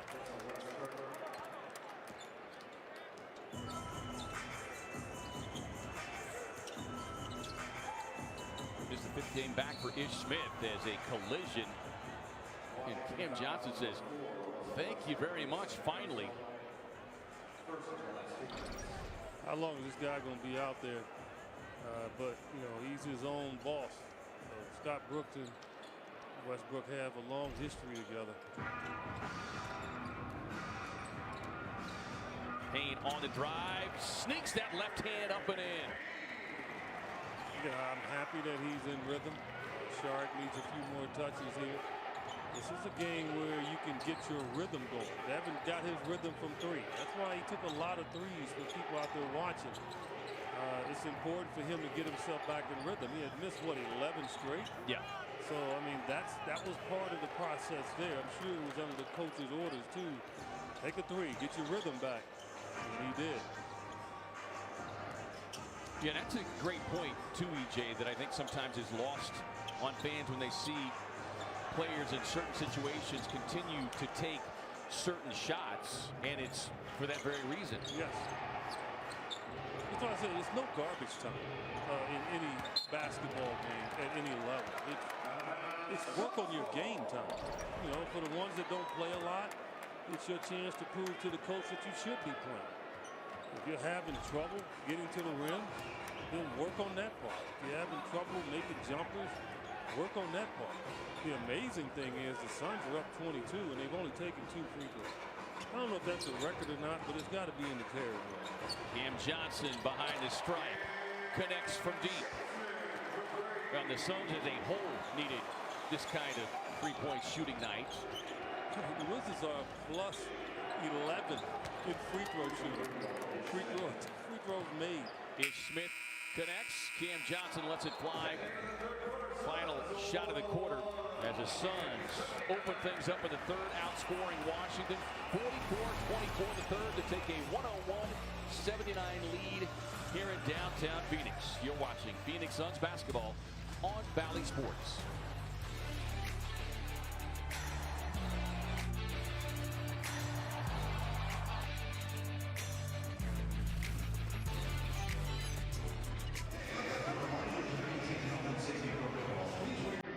At all times unless actively eating and drinking in your ticketed seat or designated areas at the corner bars, Jim Beam Barrel Bar, and Pavilion Bar. For your convenience, hand sanitizer stations are available throughout the building. Please note social distancing markers on the floor around the arena and always practice appropriate physical distancing from other guests. If you see any disruptive behavior in the Phoenix Suns arena, report it by texting ASSIST to 602-379-SUNS or contact guest services.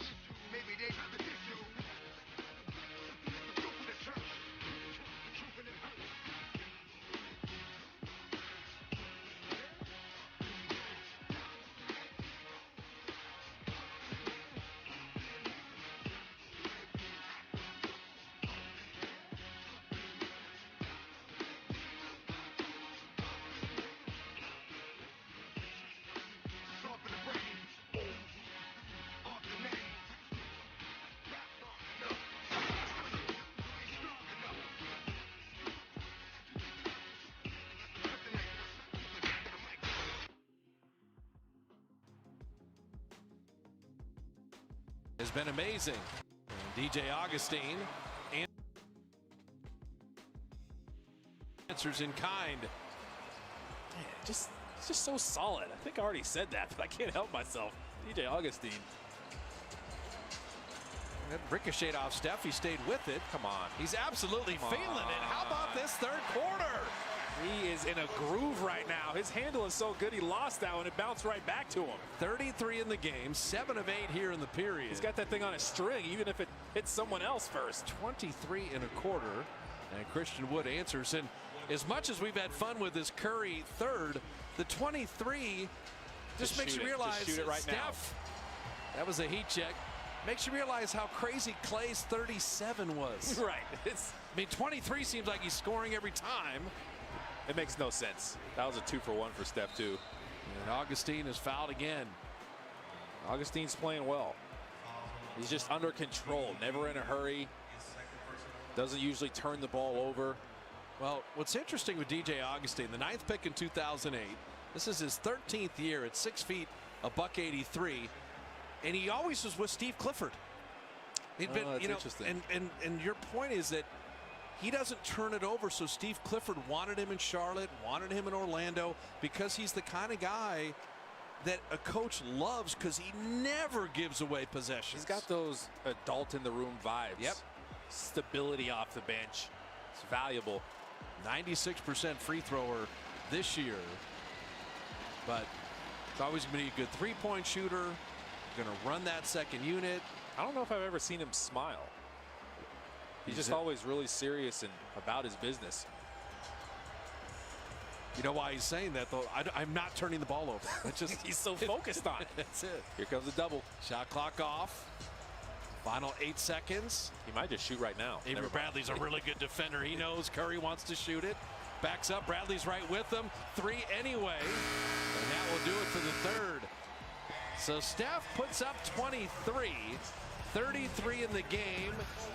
He'll get his rest right now. The lead is at 14.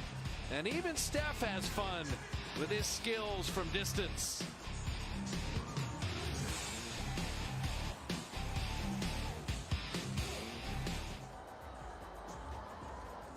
Fans, it's time for a special performance by the Golden State Breakers.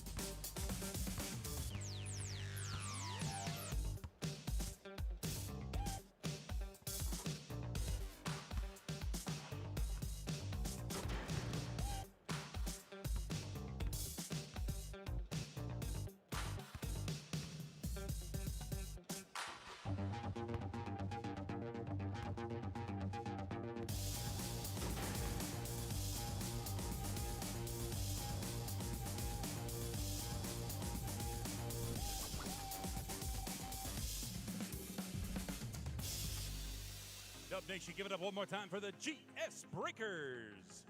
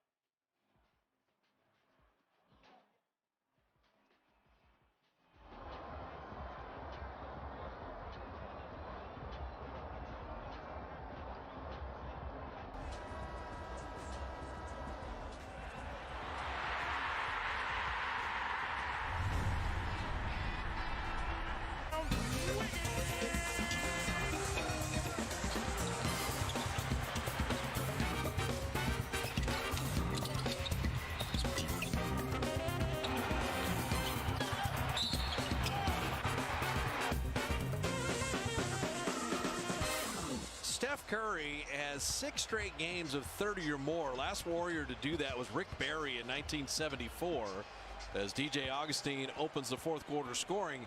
The other issue now, Kalena, is that Steph has scored the last 20 points for the Warriors. Right. We know Steph can go nuclear at any moment. I do like how everybody else kind of got involved. Jordan Poole, Andrew Wiggins started off the game really well. Now it's up to this group to have a good start to this quarter. They did it last night. This second unit was amazing. And Jordan Poole's having a game. He had 23 in the first meeting against the Rockets and 16 tonight. The flow was good on that possession. He likes teams with red jerseys. Is that what it is? It must be. And there's Augustine. We're just setting up Kenyon Martin Jr. Yeah, Augustine is really taking control here. They got to slow him down and then see man, see ball on the weak side, those cuts. And Augustine has 14 points and 4 assists. He's just getting into their flow of their offense, getting drives, knocking down shots from all over the place. And like you said, never a smile, never breaks character.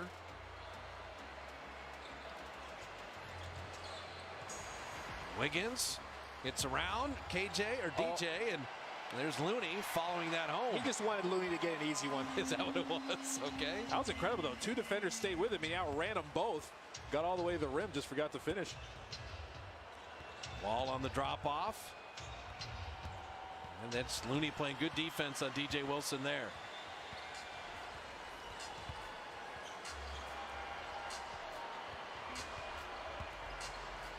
Bazemore attacking. And Looney jumper. Rimmed it out. You know, you think about it, because P.J. Tucker is probably a really good piece for Milwaukee as they make a playoff push. But you get a veteran like DJ Augustine who's fouled there, and you get an interesting player like DJ Wilson. That's a trade that really could help both teams. Exactly. Wilson is diving to the rim. He's super athletic. He's got good hands.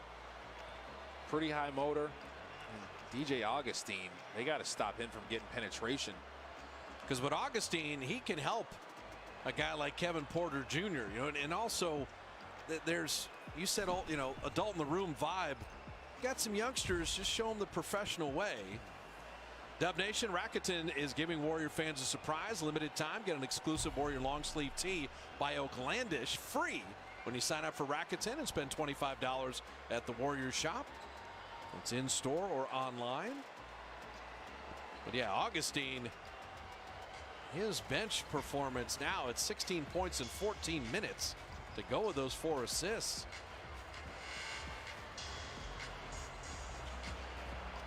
Wiggins took control in the second quarter. Bazemore got to the backboard, couldn't finish, but does get the follow. He was just thinking about using his size. He had Augustine on him. Didn't need to make a great move. Just got where he wanted to, then just followed it up. Knew where the miss was going.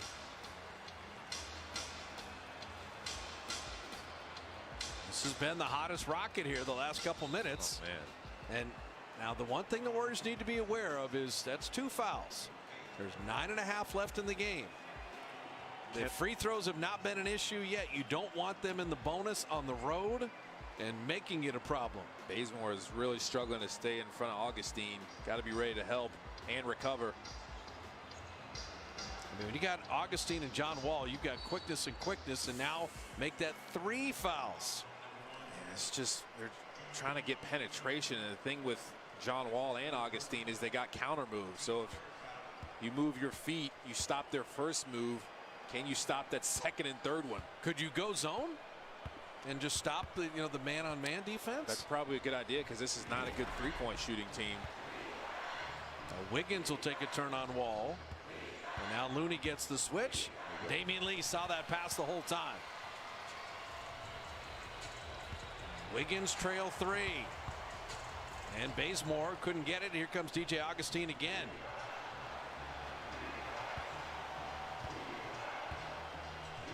Wiggins stayed down. John Wall's going to get a running start. And I tell you what, he looks like he shoots it better than 32%. Right? He's 4 of 5. But just the stroke looked very smooth there. So it's an 11-point game. Shooting that little set shot. Maybe that's the adjustment now for him. Getting his legs into it. Jordan Poole. Oh, a little pump fake and finish. Give him a piece of their own medicine. He's like, those pump fakes been working for them. Let me throw one. So Jordan Poole 7 of 9, and he's got 18. Kind of zoning it up now. DJ Wilson blocked by Looney. And Poole will push. D. Lee, corner 3. And these are the ones they did not make last night. The Warriors were 0 for 8 on threes in the fourth quarter, and all of them were open like that. Numbers in transition. And Wall is fouled again. So this is developing into a scary situation because it's free throws coming. Augustine and Wall are hitting. Well, he's almost impossible to guard if he's knocking down threes. But you love Jordan Poole. See how he got into his body, then the ability to stop his own body momentum and use their body momentum against them. Pump fake, then go up with it. But the whole game right now is, can you stop this penetration of John Wall and DJ Augustine? So Draymond is in, Michael Mulder is in, but 4 team fouls on the Dubs and none on the Rockets with 8:01 remaining. And you can tell Houston's privy to it. They're like, they can't keep us in front of them. We're going to keep putting pressure on the defense, keep trying to drive, get to the free throw line if they foul us. So 1 out of 2. So a 12-point lead inside the 8-minute mark. Every possession is just so important right now. Jordan Poole, that's a cold-blooded 3 right there. He was looking for the foul. That's crazy. I don't know how they do that. Flail their feet out and still concentrate and knock down the 3 ball. That was just a pick-the-picker action. Great execution. So Wiggins gave ground on Wall there. Here comes that running start again, and he gave it up. DJ Augustine, he shot that from the parking lot. Martin Jr. set that screen, and they switched it out late. The perfect backup point guard. We've been doing it for 13 years, DJ.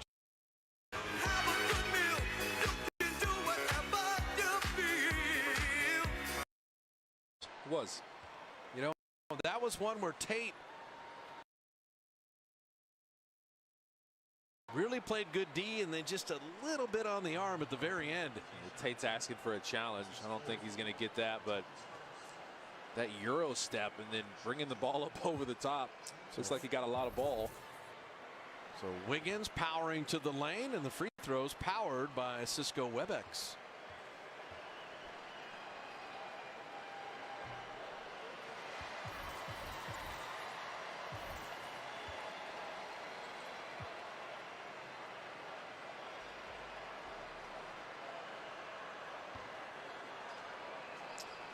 You know, one thing, Kalena, we mentioned it a little bit last night with Washington, but you got to credit Scott Brooks and Stephen Silas. Both the Wizards and the Rockets playing quality basketball. I mean, their records are not what they wanted to be. They've had jumbled seasons. There's nothing wrong with the Rocket effort tonight. Yeah, they play super hard. That's a sign of respect for their coach. Augustine from the corner. Draymond, he contested that strongly. As hot as Augustine had been. Michael Mulder. Oh, good hands to flip it up and in. It's smart. He saw his man was cheating off of him. If he ripped it through quick, he'd have the angle. So push it back up to 16. trying to lock him down defensively now. Contest everything. And John Wall, like you said, if he's hitting that, he's unguardable. That's tough. Can't be mad at that. Tip your hat, run back. I'm just happy for NBA fans that John Wall's healthy. Seriously. It's just great to see him again. He's a Kentucky guy. You knew he'd bounce back. Unlike a lot of others. Damian Lee putting that up and in. No, that's below the belt, man. No, I can't. There's too many great Kentucky players. That's only to give you a hard time. John Wall from deep. Okay, man, I said one Wildcat thing, and now threes are flying out. That's your fault. I own that. If he gets 4 tonight, I'm blaming you. 5:54 left, and the Warriors still work to do. Stop the Kentucky guy. Thanks, bro.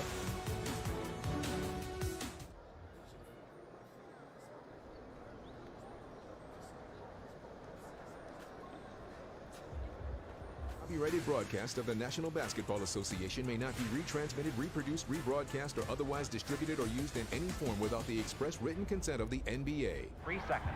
Now get set for one of the all-time top sports thrills.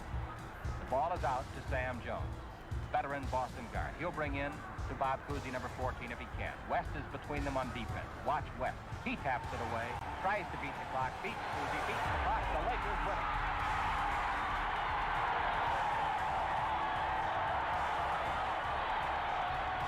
The series now progressed with the two clubs battling tooth and nail.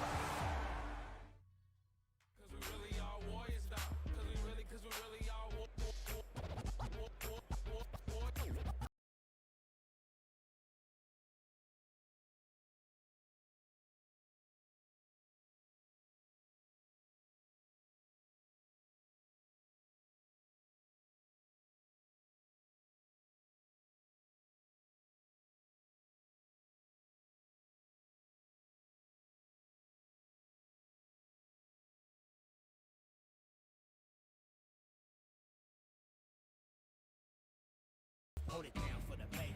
Up, up, up, up, up, Oakland. Up, up, up, up, up, Oakland.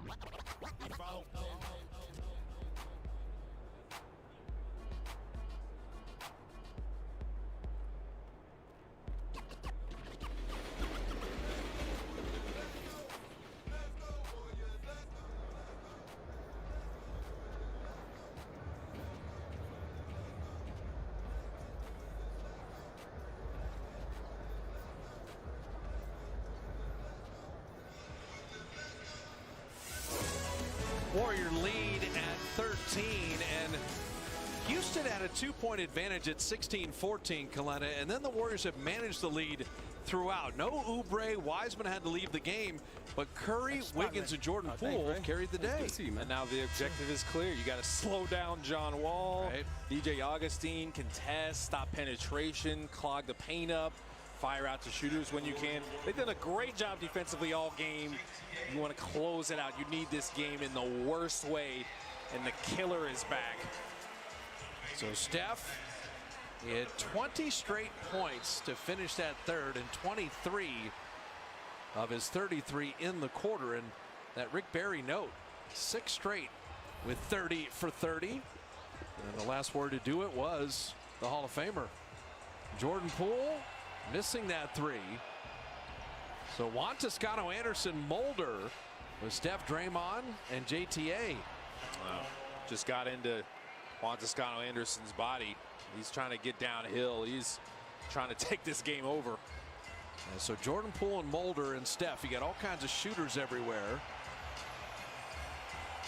They're stretching out, but Mulder's driven twice for baskets.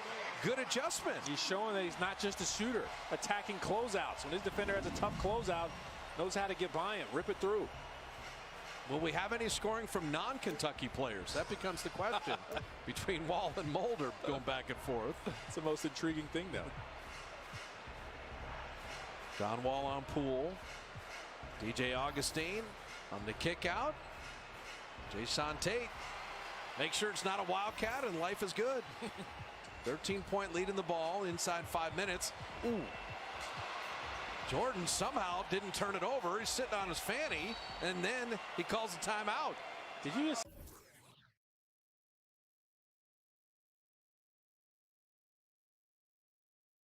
Say he's sitting on his fanny? Well, what? You want other anatomical references there? Backside. I could use a 3-letter word. They don't like that on TV. His fanny. Oh my goodness. 4:38 left in the game. And the Warriors, the fanny timeouts with the 13-point lead.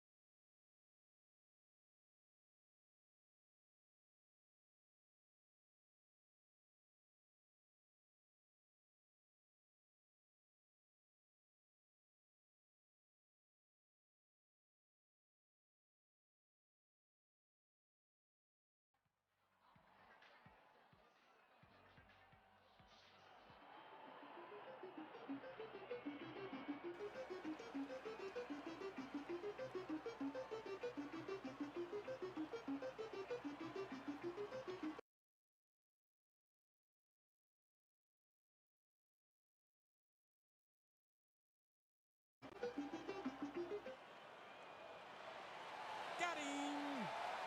Congratulations! We have just found tonight's JCI Dub Hub fan of the game.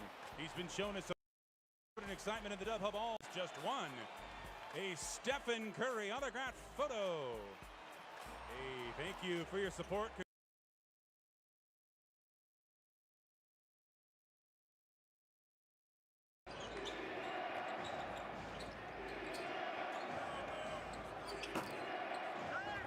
Payne and Kaminsky fighting at the rebound. Frank says, hey man, I just stepped on the floor. It's been a minute, so. Get a couple of stacks. I don't want to get out there and get goose eggs.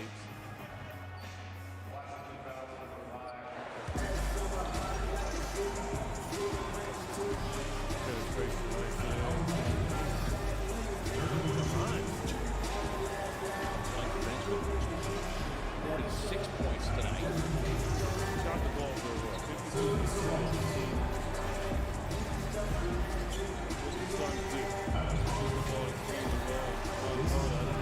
He and Campaign play well together. I think they look for each other, which is okay. In the bubble, they were very impactful. So Monty knows that combination is really good, especially defensively. Vaughn with 11 of his 14 here in the quarter. And great to see him on the floor. You know he's going to play hard. That is a season high, 14 by the way. His previous was 10. Game against the Pacers.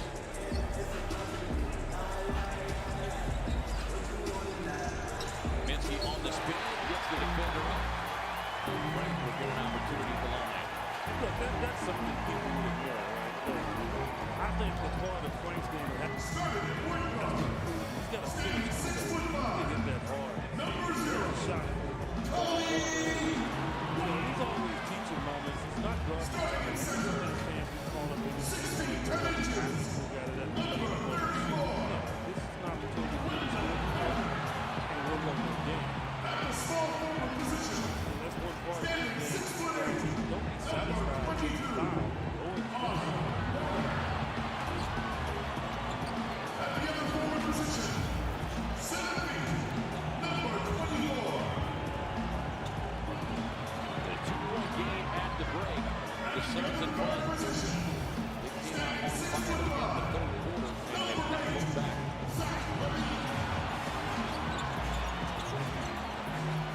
Suns will pick up their 20th home win of the season, DJ.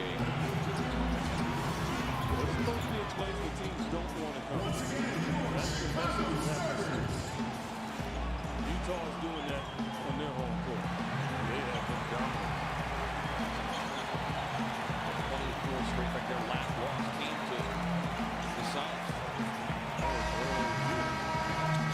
New Year's Eve. Nice spin and finish inside. Here's an example. I mean, you know, as a player, you got to learn to finish. Get greedy.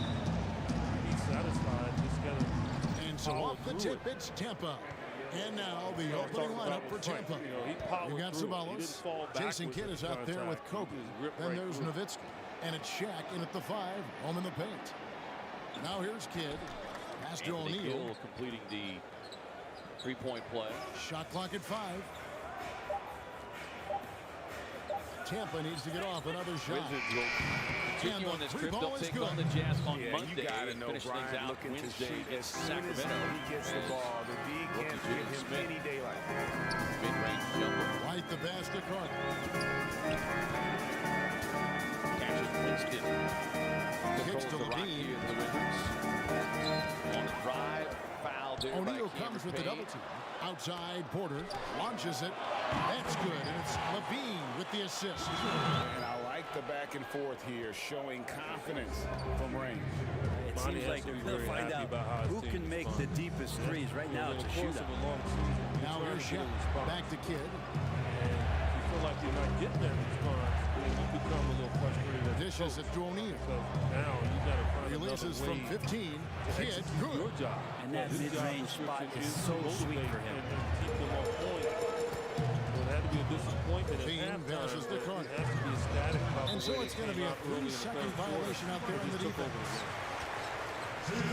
Bulls shooting their first free throw this game. Well, look, you've got another team coming in here on Monday night as Cameron Payne connects on another Suns triple. 17 they have deposited on 42 attempts. But you saw how tightly contested that battle was against the Rockets last week. The Suns and no held good on on the for technicals, so unable to pick that one up. And for a player that didn't come in with a lot of fanfare to the NBA, Markkanen is one of the top young players in the league. Yeah, call him the marksman or the finisher. Call him Larry Bird if you like. Fantastic stretch four. Who showed he could be a focal point of an offense. Can play with an edge as well. There's got to be, and it's just scratching the surface. Even more focus necessary come Monday night because you don't want to find yourself the as the Suns did there. Stockton just so unselfish. In a battle always Monday to find the open man. Hold on as the rookie Alexander will dribble this one out. 134-106. That shot is off. And Tampa will come the other way. And Kobe, here we go. A Brady pass to O'Neal. Some nice ball movement by Tampa. Ties are the fewest in team history. Left block shot on the way. Rebound by the Bulls. Throughout the rest of the season, they've done a pretty good job of kicks to White. handling their business, avenging losses. And this one's if the you're list. just tuning in, we played about 2.5 minutes here in the first. Authoritative second half. And a commanding win, 134-106. Don't forget the next Suns game on Valley Sports is Monday. And The Suns again, play no host to good the by Houston Chicago. Rockets. Coverage Tampa beginning at leading by 6:30 4. p.m. And here they go.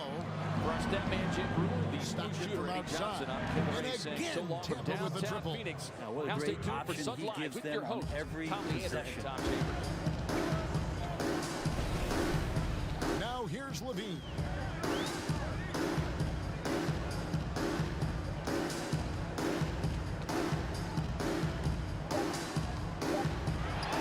The step back jumper is good.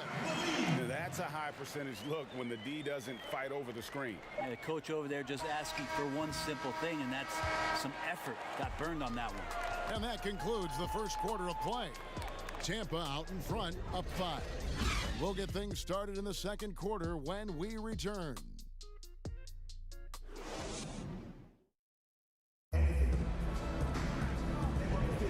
And for those of you just tuning in, the second quarter of action is where we're at right now. And guys, your take so far on Tampa? Well, interior passing. That was a Magic Johnson looking pass from Draymond.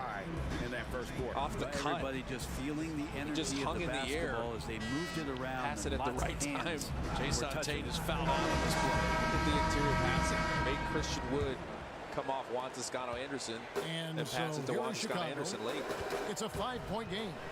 And a chance here You're getting presented by drives, you're Gatorade to breaking see the who's paint, on the floor. All hanging fueled out up the and paint. ready to go for the Just start get of the something second good. quarter.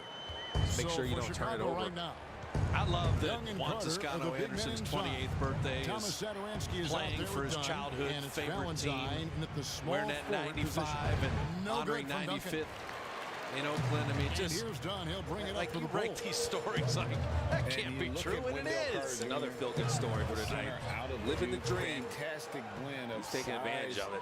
And mobility. And at 28, a lot to like about this is the prime. You know, when you think of when your physical skills intersect with your knowledge of the game, and whether it's 27 to 33 or whatever it is for different guys, but I mean, he's entering his prime. Well, you never know when your opportunity's going to come. He's having been putting his work in, putting his time in the G League, all the way. Aaron Miles and all the coaching staff working with him on his jumper. And with Wendell Carter Jr. 2 free throws down. Lennox handing off to Wood. Easy to and see that why he curls was a around and snap in. pick at 7 for the Bulls back in 2018. As he gets 2 minutes to close out, and his teammates lean on him, he Warriors only have that 1 timeout remaining, and hopefully it won't matter. That's a good give and go. Oldest playing basketball. After the double team, they just fell asleep. But that's when Steph starts working. Use human nature against them. Curry, 35. Duncan's got his first points in this one.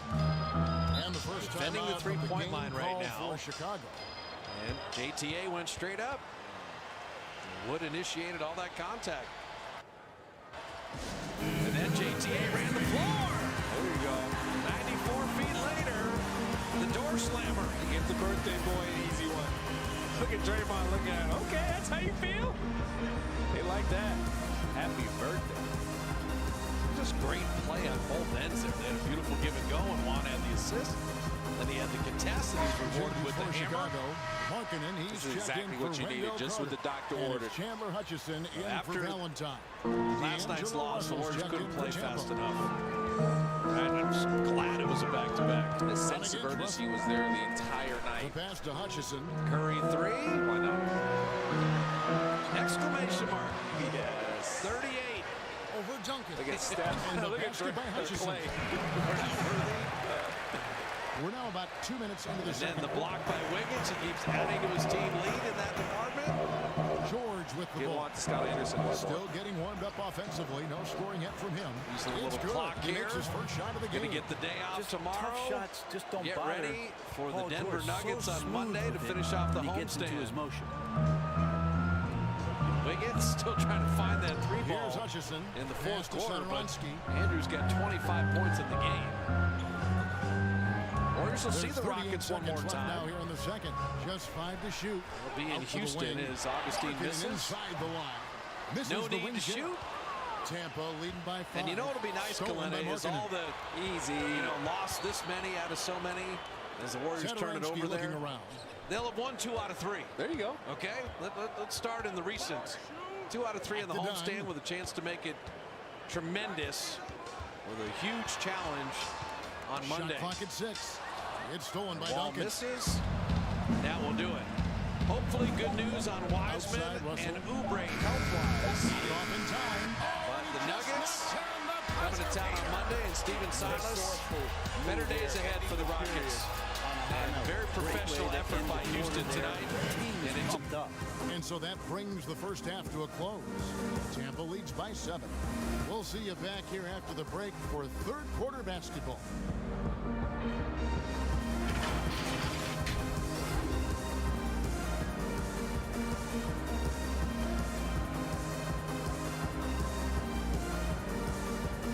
Cummins' message is, but for the Dubs, this game, they had to have it. They got it done. And the best shooter in the world.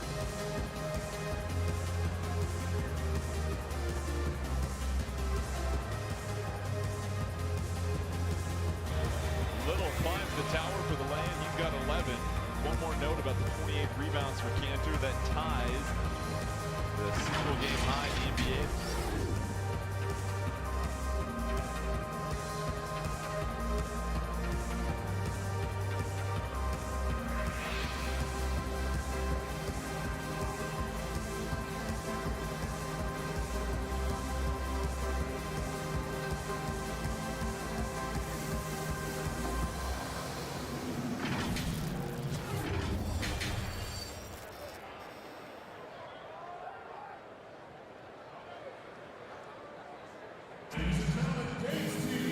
And we hope you've enjoyed the broadcast so far. We're halfway through the game.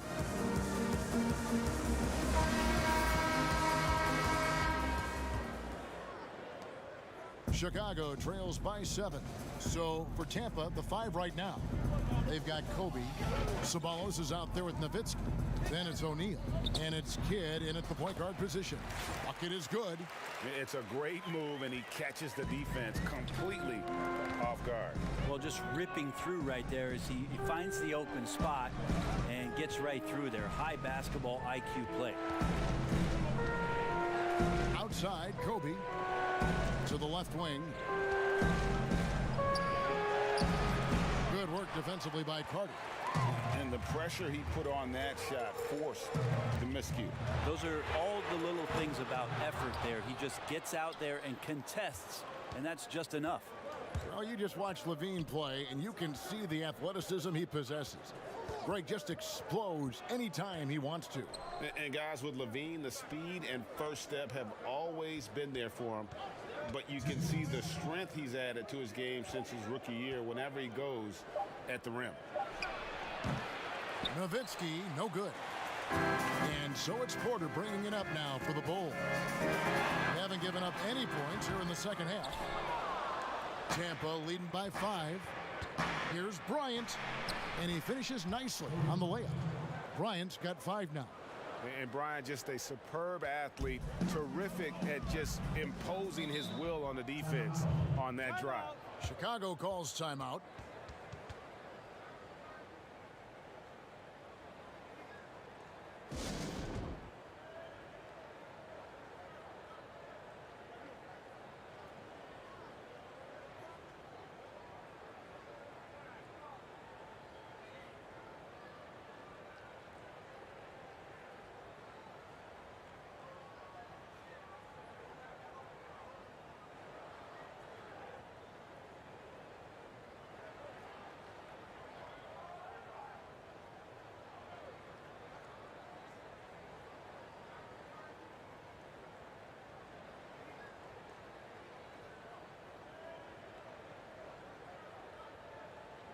Serious.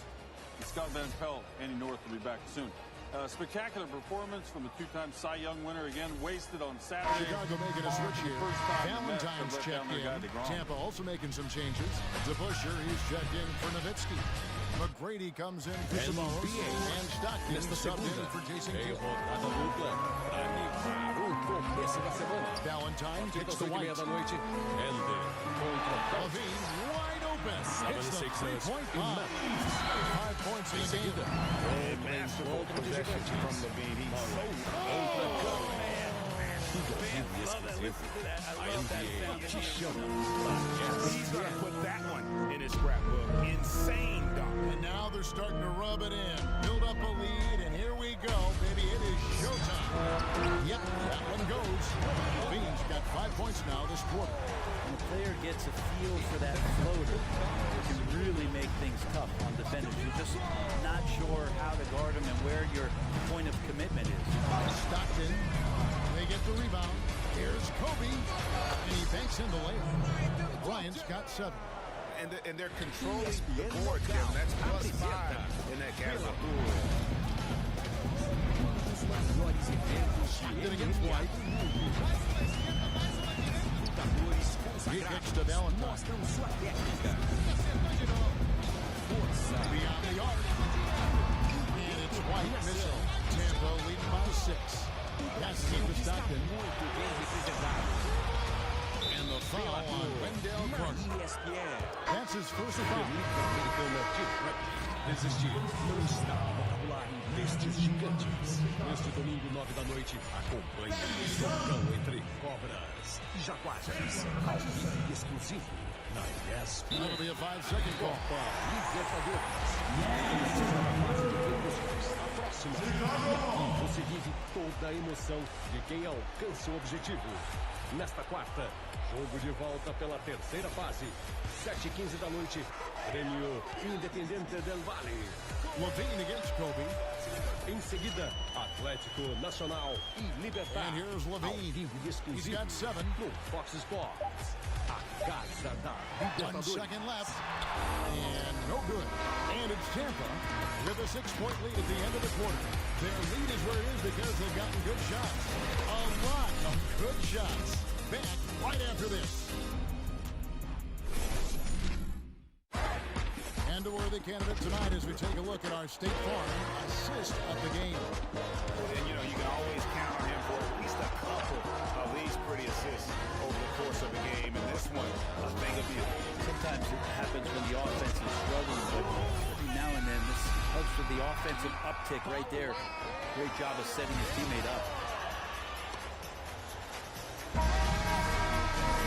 Well, this has been a great contest so far, and I imagine the fourth quarter could have even more action in store for us.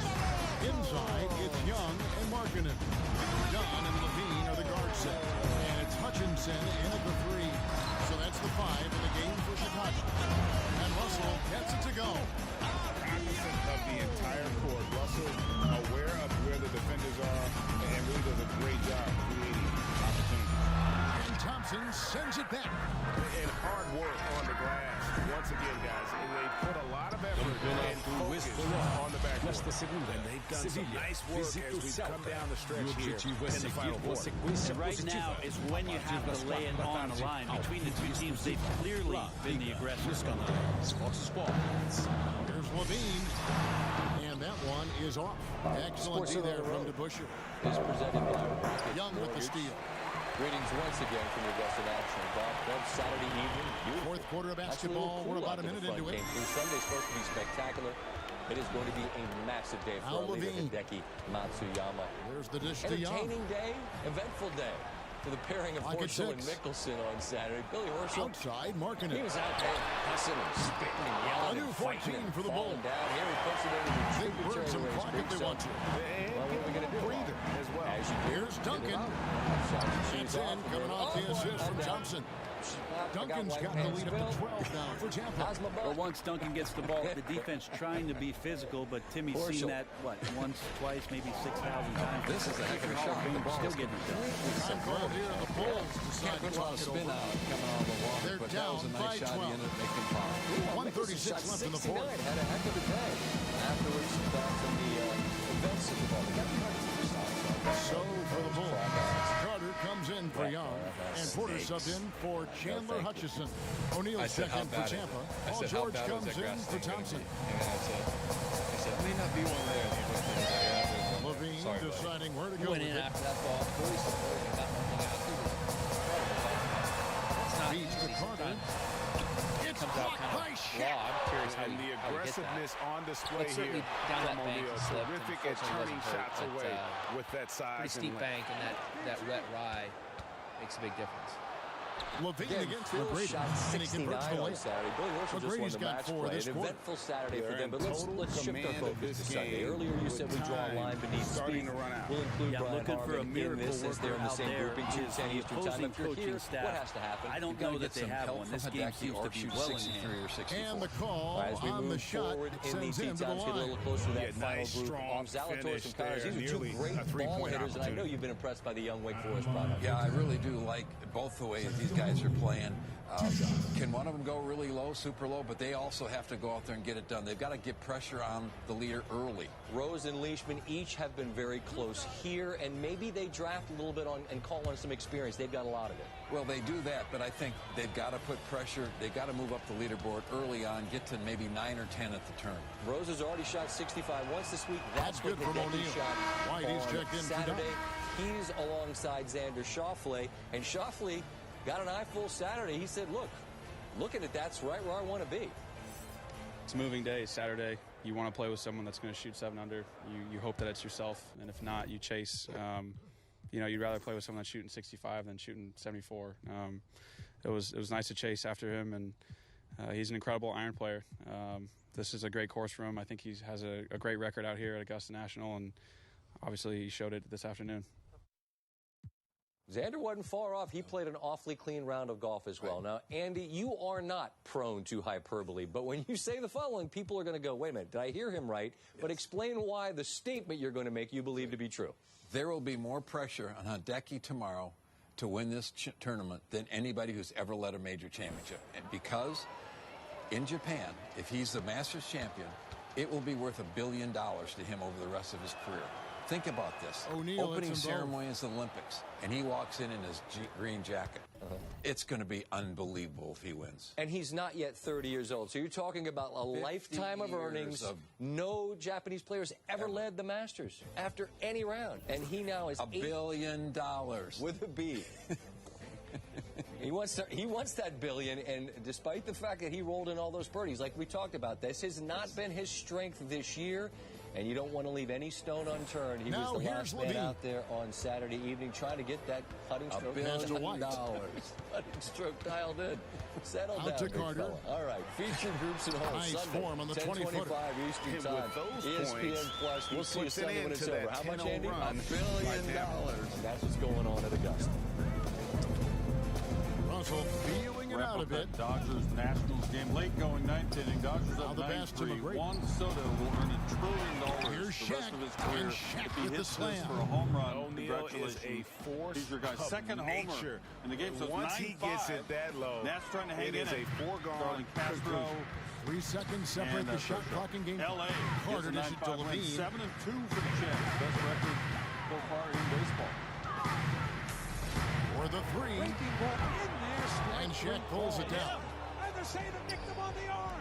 The game is over. It was a Right side, Russell. but he didn't move. Felt like it was coming back to me. My turn, there may have been a little lift in my elbow. Three-pointer. I knew there was going to be some controversy. And once they smelled blood in the water, you could see the killer instinct take over. Yeah, up until that point, a competitive game, but once they broke through that barrier, it was all them. Complete control. So we see Tampa get the win here. To come into an opponent's building and dominate the way they did tonight says, I think, Greg, an awful lot about this team. Win it conventionally. They got Jacob DeGrom out there. Feel at home. I mean, Kevin, just a masterful performance all the way around. And that's going to do it tonight, folks, for our broadcast. Second inning. For Greg Anthony, 100 Brett Berry, and David Aldridge, is going this places. is Kevin Harlan. Thank you for watching the NBA, presented by 2K Sports. We'll see you later. Other than that, he did all right. 8 innings pitched, had a career high 14 Ks. Gave up that 1 run allowed. So bottom of the 6th after this melt reel of Jacob DeGrom. 6th inning, Mets trying to get on the board.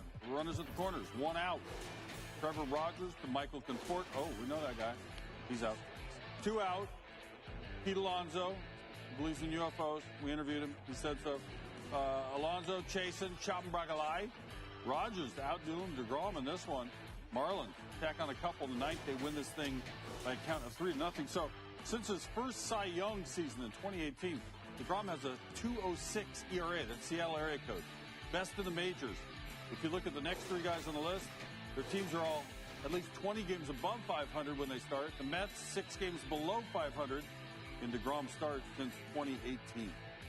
That is wild right there. The Trop not exactly kind to the Yankees as of late. New York 1-8 in their last 9 games in Tampa. Let's check in on the other New York team right now. Yankees and Rays. Chris Archer making his first start since August 20th of 2019. He looked good early. Top of the first scoreless game against DJ LeMahieu on the check swing.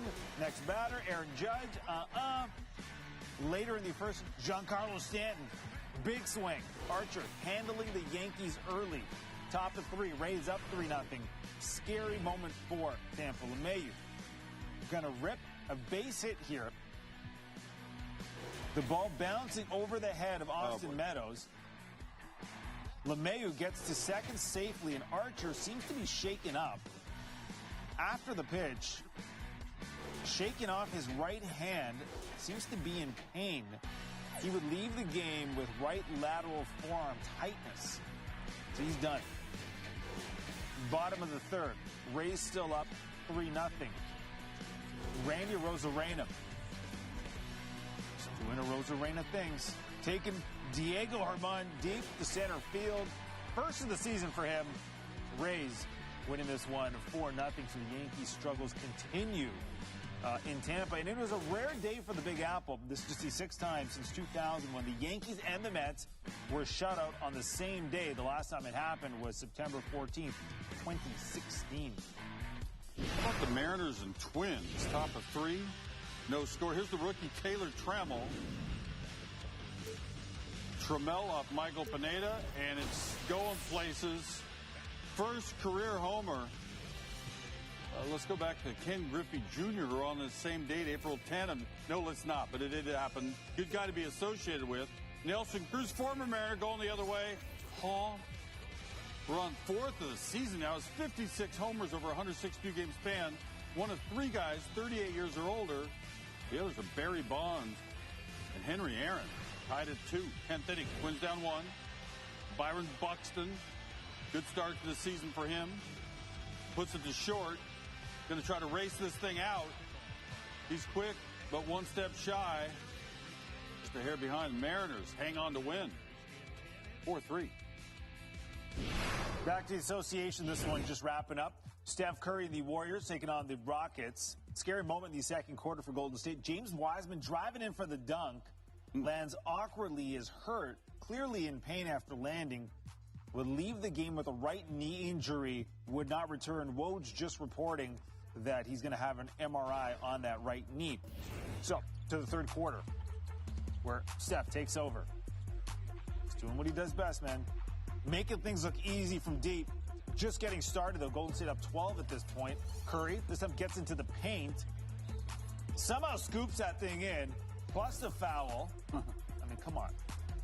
Warriors up 15. Now we go late third. Curry. It's a threat either way. And then when he gets bounces like that, it's a little unfair. This one, swish. Curry up to 18 points at that point. And crosses over, hits a deep 3, 23 points in the third, including 5 made threes to the Warriors, leading by 14 in the fourth. Curry cut to the hoop, gets the lay and finished with 38 points, 8 made threes. Warriors winning 125-109. An offense as hot as their name, the Reds, wasting little time getting on the board Saturday night. But they weren't the only ones since in Arizona. That's next.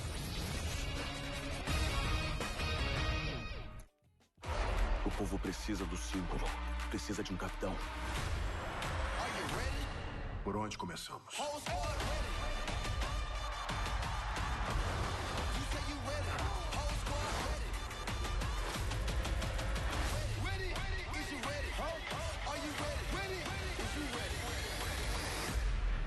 A garotinha te deu uma surra. Série original. Só no Disney Plus. NBA. Nesta segunda, em rodada dupla, para animar o começo da semana. A partir das 8h30 da noite, Andy contra Doncic. As 76ers e Mavericks. Em seguida, outro encontro de gigantes. Murray contra Curry. Em Nuggets e Warriors. Tudo ao vivo e exclusivo. A NBA te chama pra ESPN. Superliga Americana de Rugby. Desistir não está no vocabulário destes gigantes. Neste domingo, 9 da noite, acompanhe um jogão entre Cobras e Jaguares. Ao vivo e exclusivo na ESPN.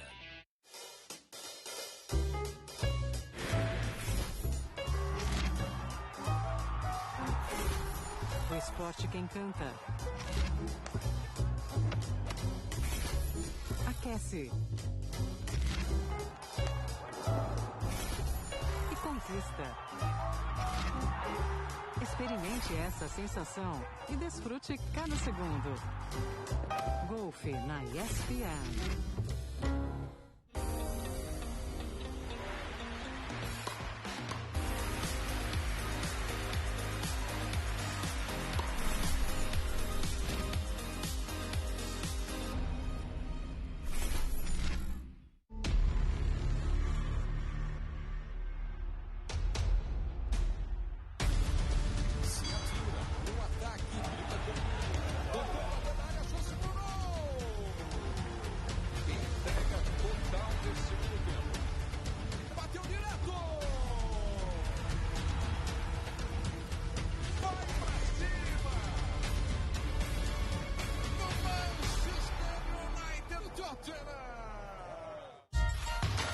NBB, o principal torneio do basquete nacional, é atração na ESPN. Os gigantes das quadras mostram seu talento, ginga e habilidade. Chacalaca do Brasil! As emoções do novo Basquete Brasil estão na ESPN.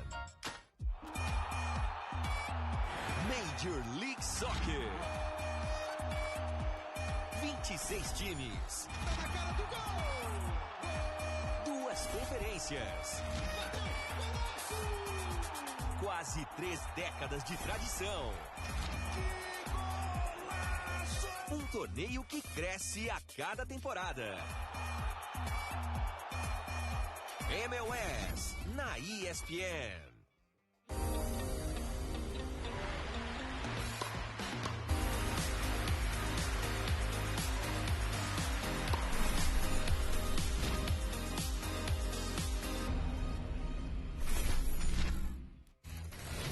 Back to baseball, and the Reds have scored 63 runs this season entering Saturday, 10 more than the next closest team in the majors. They are lighting it up. They were taking on the Diamondbacks after scoring an MLB record 60% of the runs via the home run last season. Only 37% of the Reds' runs have come from the home run this season, up 1-0. Playing a little small ball again. That was their 65th run scored this season, the most scored in the first 8 games in franchise history. Bottom 5, tied at 2, Eduardo Escobar. Hitting one up the middle. India with the diving stop. He can't make the ball, make the defensive play. The D-back taking the 3-2 lead. 2 batters later, same score. Base is still loaded, 2 out. Stephen Vogt. Base hit. Nick Senzel has trouble fielding it. Doesn't get it cleanly. It's 6-2 at this point now. Bottom 7. D-backs up 7-2. Escobar. Going to go deep again. Going low to get that one. He's now hit a home run in 3 straight games. So since he only put up a season low 3 runs in this one, and they go on to lose 8-3 the final. Soccer breakdown in 3-2. U.S. women's national team up against Sweden for you here. Carly Lloyd, 3rd player in international soccer history to play 300 times for her country. 86th minute, U.S. down 1-0. Meg Rapinoe. Kelly O'Hara chasing it down. There's the foul called. Referee signals for a penalty. VAR. Was she out? U.S. gets the break. Maybe she was out, maybe she was in. Right there close. Rapinoe going to set up for the penalty. Knock it on home. 6th of the year. Game ends tied at 1 apiece. The U.S. extending its unbeaten streak now to 38 consecutive matches. Racing Louisville FC making their NWSL club debut against the Orlando Pride. 12th minute. Nice through ball here by Emily Fox to Cecilia Kaiser. She's going to convert. Louisville taking the 1-0 lead. First goal in Racing history. Fans loving it. Stoppage time we go. Some drama. 93rd minute. Louisville down 2-1. Savannah McCosco sending the free kick in the box. Brooke Hendricks going to score. How about that finish right there? Louisville with the late goal. The game ends in a 2-2 draw. North Carolina Courage and the Washington Spirit. There's Trinity Rodman. You know that name. Making her debut. Daughter of Dennis Rodman. Natalie Jacobs, the long one ahead. Rodman, finish. Youngest player he drafted. League history at 18 scores in her debut. She said, I want to thank my mom. Courage won this game 3-2. Austin Matthews is leading the NHL in goal scoring with 28 entering Saturday, and he continued to light the lamp. Maple Leafs taking on the Senators. Matthews 7 goals in his past 7 games off the return of Mitch Marner. Over to Matthews, and he's going to score. Matthews league leading 29. Him and Mitch Marner have such great chemistry together. Leafs up 1-0. 30 seconds later in the same shift. Come on now. Another quick play here, and it's Matthews with the one-timer for the finish. 2 goals in 39 seconds for Austin. Becomes the first player to score 30 goals this season. The Leafs quickly double the lead 2-0. Late second, a game tied at 3. Marner steals the puck, finds Matthews. Give him 3. 3rd career hat trick. The Leafs go back on top 4-3. This was a wild game, though. The Senators were not out of it. Kind of giving away the score here, but that's fine. Senators down 5-4 at this point. Foreshadowing. Yeah, foreshadowing. Jack Campbell's been a great story for the Toronto Maple Leafs. He gets his 11th win of the season. He's 11-0 on the year, setting a new NHL record for consecutive wins to start a year. Him and Matthews embracing as the Toronto Maple Leafs win this contest. This you must see because you haven't. Florida State spring football, as Kenny said, you got to see it. Mackenzie Milton back on the field for the first time after suffering a gruesome leg injury back in 2018 when he played for UCF. First drive of the game, 3rd and 17, throws it to Malik McLean down the right sideline, makes a great catch. We got a first down. Next play, Milton throws back shoulder to Brian Robinson at the goal line. Touchdown. Milton scoring a touchdown on his first drive. Ideal start. Later in the game, drops back, finds a hole. It's going to take off. Nice little gain here. Leg looking just fine. Milton signing some autographs for the fans. Nice start for him.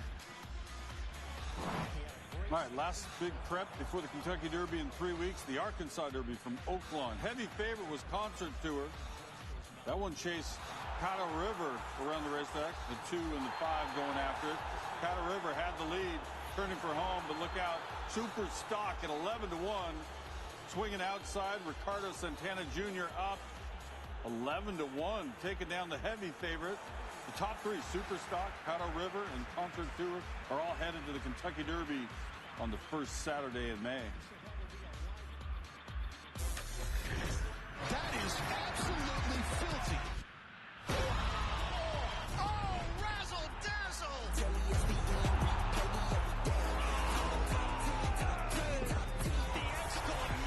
SportsCenter top 10.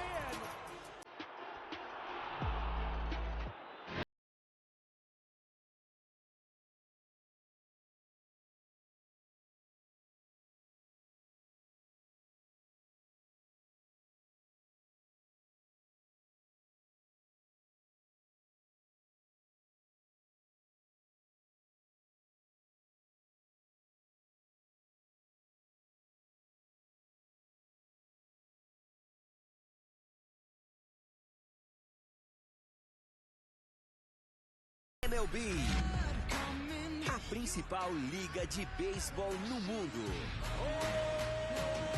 Rebatidas, arremessos, roubo de bases. Tudo nas mãos dos melhores do esporte. Tudo na ESPN. Major League Soccer. 26 times. 2 conferências. Quase 3 décadas de tradição. Um torneio que cresce a cada temporada. MLS na ESPN. Superliga Americana de Rugby. Desistir não está no vocabulário destes gigantes. Neste domingo, 9 da noite, acompanhe um jogão entre Cobras e Jaguares. Ao vivo e exclusivo na ESPN. NBA. Nesta segunda, em rodada dupla, para animar o começo da semana. A partir das 8:30 da noite, Andy contra Doncic. As 76ers e Mavericks. Em seguida, outro encontro de gigantes. Murray contra Curry. Em Nuggets e Warriors. Tudo ao vivo e exclusivo. A NBA te chama pra ESPN.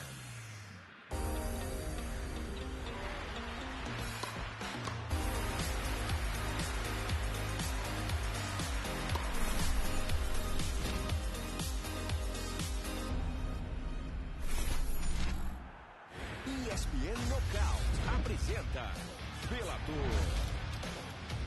Um dos maiores eventos de MMA do mundo. Mais uma esquerda, mais uma direita. Lutadores consagrados mostram sua técnica, força e determinação. O Brasil está muito bem representado. Belador na ESPN. Bate-bola debate. Trabalhando de casa para você. Aqui, ninguém foge do assunto, porque esse time bate um bolão. E não é só isso, tá, pessoal? Tem muito também do Campeonato Brasileiro. O que acontece dentro e fora dos gramados, o fã da bola redonda vê aqui. Mexeram em uma estrutura por uma simples e única questão de vaidade política. Entre nessa onda de informação com os craques do Bate-Bola Debate na ESPN Brasil. Equilíbrio.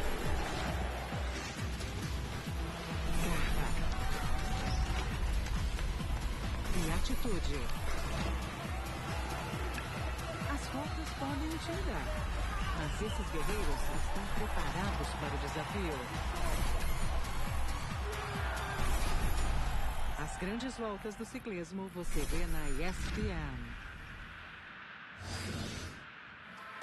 All right, you got the Pistons, you got the Blazers. A huge night for Enes Kanter. Dominant on the boards, crashing offensive boards, getting putbacks, scoring 11 points, notching 16 rebounds in the first half. That's a good line at the end of the night, but that was just his first half. Late first quarter, Damian Lillard driving. He throws it down. Lillard getting up there. Then in the third, Blazers up 13, CJ McCollum. It's the pull-up. Portland had everything going at this point. They're up 15.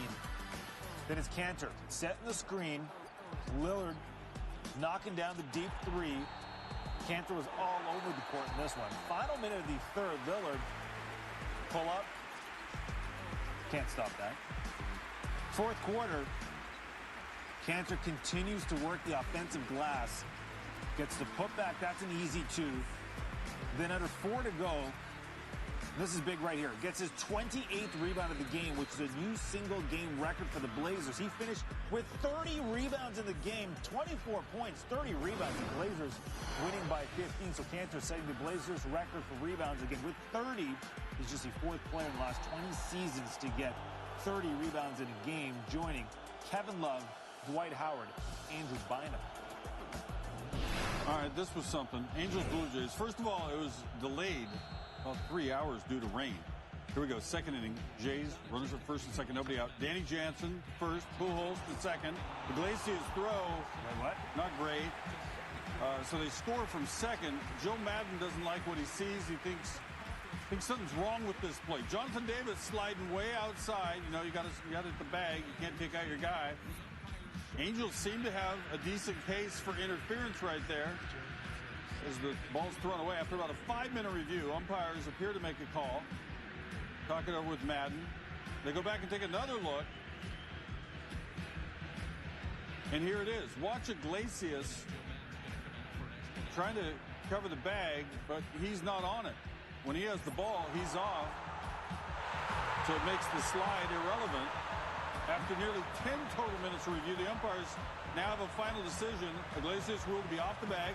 Davis, you go back second. Jansen, you go to first. Run scores, 1-0 Jays. Later in the inning, it's 3-0. Jays have the bases loaded. Randall Grichuk rips that thing down the line, clears everyone in. 3 score. Jays get 7 in the inning. Took 40 minutes to complete. Controversy. Top of third. Juan Lagares leading off. Bangs that to short. Going to be close over at first. They call him out, was he? Madden wants the umps now to review this. And they do. And they say the call stands. Oh, I don't know. You make the call. David Fletcher is your next batter. But during his at-bat, umpires have heard enough of Madden. Jerry Lane, was it? Gives him the gate. Who do you think you are? I am. Madden wants to extend this slow walk. You should grab a base. Go Lou Piniella on these people. Nope. I'm going to take my time. That was gentle. It was a pretty mellow thing. It was fun. It was baseball. Top plays Saturday. Let's go, Kenny. Number 10, EPL, Crystal Palace, Chelsea, Christian Pulisic. How about that? The American with the beautifully placed shot. Chelsea winning 4-1. Pulisic had to be braced with 2 goals. I got soccer, West Virginia and Virginia. Find your shape. Ball on net. Hazen Massey with the huge save. Acrobatic sophomore making the play. Game finished a 1-1 draw. Big Sky football, number 8, Idaho, Eastern Washington, senior QB Eric Barrier. He even went up for Efton Chisholm. And he's going to come down with the one-handed grab right there. Eastern Washington winning that one by a touchdown. Across the pond, they're racing. The Grand National in England. Manila Times, the winning horse, the winning jockey, Rachel Blackmore, making history. First female jockey to win the Grand National. Baseball at 6, Brewers, Cardinals. High drive to center. Jackie Bradley Jr. covering a lot of ground. Makes the leaping catch right there. Incredible stuff there. Anticipation, timing, it had it all. Little flair at the end. Women's college softball, Syracuse, Boston College. Harris Wood. Ranging. It's endorsed by Fred McGriff. Laying out, making the play. She's from Colorado, a senior. Boston College, your winner. 3-1. Number 4, top-ranked boxing, ESPN. F.A. Ajagba. Ryan Howard, Ajagba, he's going to win. That is a huge right hand. Devastating stuff right there. The 2016 Olympian for Nigeria with the KO. Frozen Four final for the men. St. Cloud State, UMass. Philip Laguna. Oh, that is fancy. Logging off the little D, called better by John Buchagras. Live coverage. UMass, national title, 5-0. First hockey title in school history. Number 2, a lot of soccer here. La Liga in Spain, El Clasico, Real Madrid, Barcelona. Give it to Karim Benzema, please. How about the back heel flick? Oh, come on. Kenny, cheeky stuff right there. Stop plays. Stop plays, that's why it's number 2. Number 1 better be real good. Sets the standard by which all plays shall be measured. Masters, 3rd round. Corey Connors on 6th. Probably not going to go in the woods if it made top plays. Likely going to go in the hole. 8-iron, buck 82. 8-iron, buck 82. Into a hole in the ground. 4 under on the day. He's currently tied for 6 at -6. All right, coming up, SportsCenter LA. We're going to break down the Lakers and the Nets. Jalen Rose will be by. I can give you a little analysis. Brooklyn, bad. LA, real good. But I think Jalen will be a little bit better than that.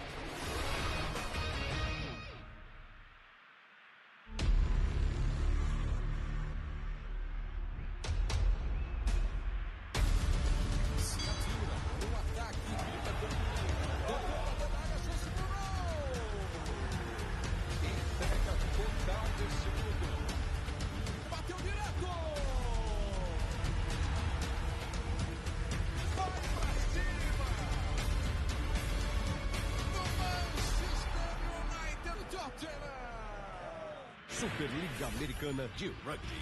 Desistir não está no vocabulário destes gigantes. Neste domingo, 9 da noite, acompanhe um jogão entre Cobras e Jaguares. Ao vivo e exclusivo na ESPN. NHL.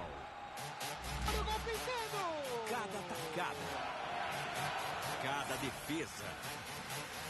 Cada batalha enfrenta a fúria e a intensidade da torcida. Os ânimos que fervem, só o gelo pode suportar. Aqui não perdemos nenhum detalhe. NHL na ESPN.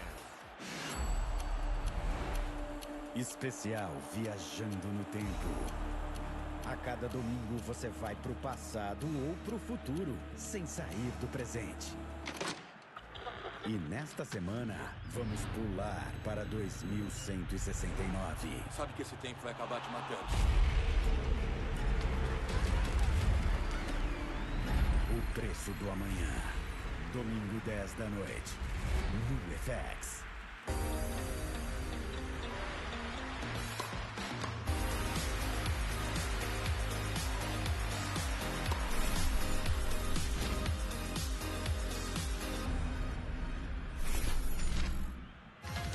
NBA. Nesta segunda, em rodada dupla, para animar o começo da semana. A partir das 8h30 da noite, Andy contra Doncic. As 76ers e Mavericks. Em seguida, outro encontro de gigantes. Murray contra Curry. Em Nuggets e Warriors. O domínio exclusivo. A NBA te chama para ESPN. Linha de passe. Talvez o elenco, ou a falta de um elenco mais vasto, pode atrapalhar essa caminhada. As outras situações, elas são bem mais administráveis. Mas o time é o líder do campeonato, por uma série de fatores, pelo bom trabalho do técnico. Por aqui o debate não termina. Discussão da boa, com quem mais entende. Mas aí a gente entraria numa discussão a respeito do percentual de influência de um técnico. Linha de passe, na ESPN Brasil.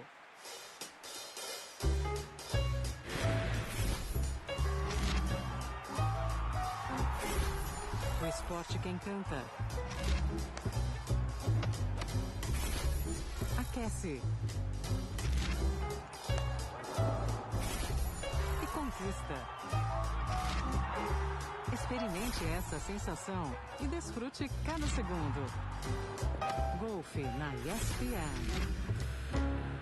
Entre de cabeça. Deixe rolar a conexão. E vai fundo, sem olhar para trás. Se prepara porque o sentimento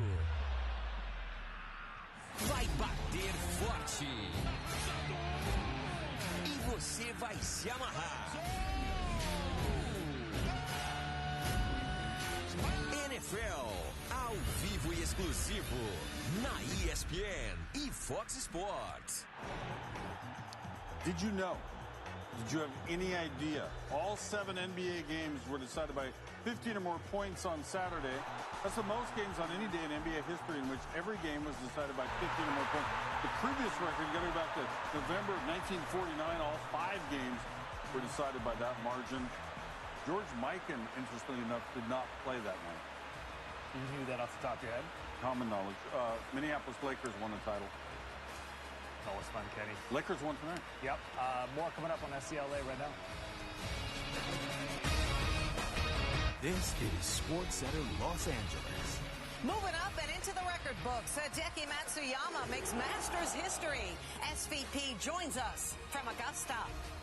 Tempers flare in Brooklyn. The Nets struggle against the Lakers without LeBron and AD. When will LA's key stars return? Woj will tell us. And can the Lakers compete with the West best? What Jalen Rose says about the Jazz and Suns is surprising. The playoff push is on.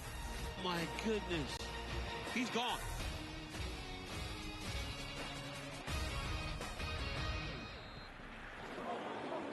Yeah, there's one there. Sorry, buddy. Gotta watch your step. Oh, boy. SportsCenter's on and we are on it. Along with Linda Cohn, I'm Stan Barrett. The man to beat has identified himself at the Masters, but is there anyone still close enough behind Hideki Matsuyama to bring some Sunday drama to Augusta National? Yeah, Matsuyama hasn't won a tournament, though, in more than 3 years. Can't wait to see how he handles the pressure. With more, Scott Van Pelt anchors our coverage. SportsCenter on the Road is presented by Rocket Mortgage. 18 holes remain in the 2021 Masters Tournament, and a significant storyline and leader has emerged. Hideki Matsuyama becomes the first ever Japanese leader of the Masters after any round, and he's 18 holes away from the green jacket. He's Andy North. I'm Scott Van Pelt. Let's just dive right into these highlights because there's a lot to get to. They call it moving day, and folks moving in all directions. Corey Connors, a Canadian, been playing great golf for about a year. 182 is the number on 6. This is the 6th hole-in-one we've ever seen in this whole competition. He said he hit an 8-iron, he hit it absolutely perfectly, landed, let it release. Boom. Thank you very much. He's 6 under par with 18 holes to play. What a memory. That's some crystal for the mantelpiece. The leader after day 1 with a 65 at 7 under is Justin Rose. He shoots even par Friday, and he starts birdie on Saturday. And he's really struggled in the first 7 holes, so it looked like he really flipped the switch. Will Zalatoris, his first ever Masters. Man, this guy's classy. I love the way he plays. I love the way he attacks. He doesn't look like he's afraid of anything. And he is squarely in contention at 7 under. This is the quintessential Jordan Spieth. Totally out of position. We never see people down here on the par 5/8. He's about to make a mess. Or he puts it up through the trees in a hole that's about the size of a bucket, gets on the fringe, releases down next to the hole. Not a problem. I just knocked it up there and made birdie. Yeah, I made birdie on 8. No big deal. Press room birdie. Put a 4 on the card, as you do. He is remarkable at that. And his short game is spectacular, as we'll show you in a moment. Right around 4 o'clock, the horn blows. We frankly had feared the weather on Saturday, Andy, would be much worse than what came through. There was just enough rain to take the fire out of this golf course. And with the weather delay, Rose still led at 7 under. You see how the leaderboard was stacked up at this point. About an hour, in a little bit more, not much. About 5:15, players back out on the golf course. On 11, so many players, Andy, were right off the tee on 11, and Hideki attacks this flag. The amazing thing, not only were they that far to the right, they were in that opening where they had shots, and what a shot. No one came even close to getting it back to that whole location. Beautiful play. He ended up knocking that one in for birdie, and that really got him going. I mentioned the short game of Jordan Spieth. This is the 3rd to 10. It feels like nobody does this more than this guy. And it just goes right. It's like he expects it to go in. This is like most people hitting the 6-footer. Like you and me shooting free throws, Bingo. right? Buckets. Justin Thomas had it as low as 6 under, dropped a couple of shots, was coming off birdie at the par 3 12th, and this is where his tournament, for all intents and purposes, ended. He had 80 yards. He puts it in the tributary to Race Creek. And in my opinion, he is as good as anybody from that distance. It just caught a little bit heavy, and all of a sudden his tournament's definitely over. That was shocking. He made triple bogey, 8 on the par 5, 13th. Meanwhile, Hideki Matsuyama, how many fairways did he hit, Andy? He hit 5. And what did he do after he hit him? He hit it stiff. It's unbelievable. This is the par 5 15th, and he's taking dead aim at this flagstick. Just fabulous iron play, and it's hole after hole after hole. And it's like, yeah, this is fun. Let's make an eagle. There are only 3 rounds of 68 or better on this Saturday. 2 of them came from this same grouping. Xander Schauffele, he's got a runner up here, and from long distance. And we see him playing well and contending in every single major championship. We quit picking him. Yeah. Now he's having a great time.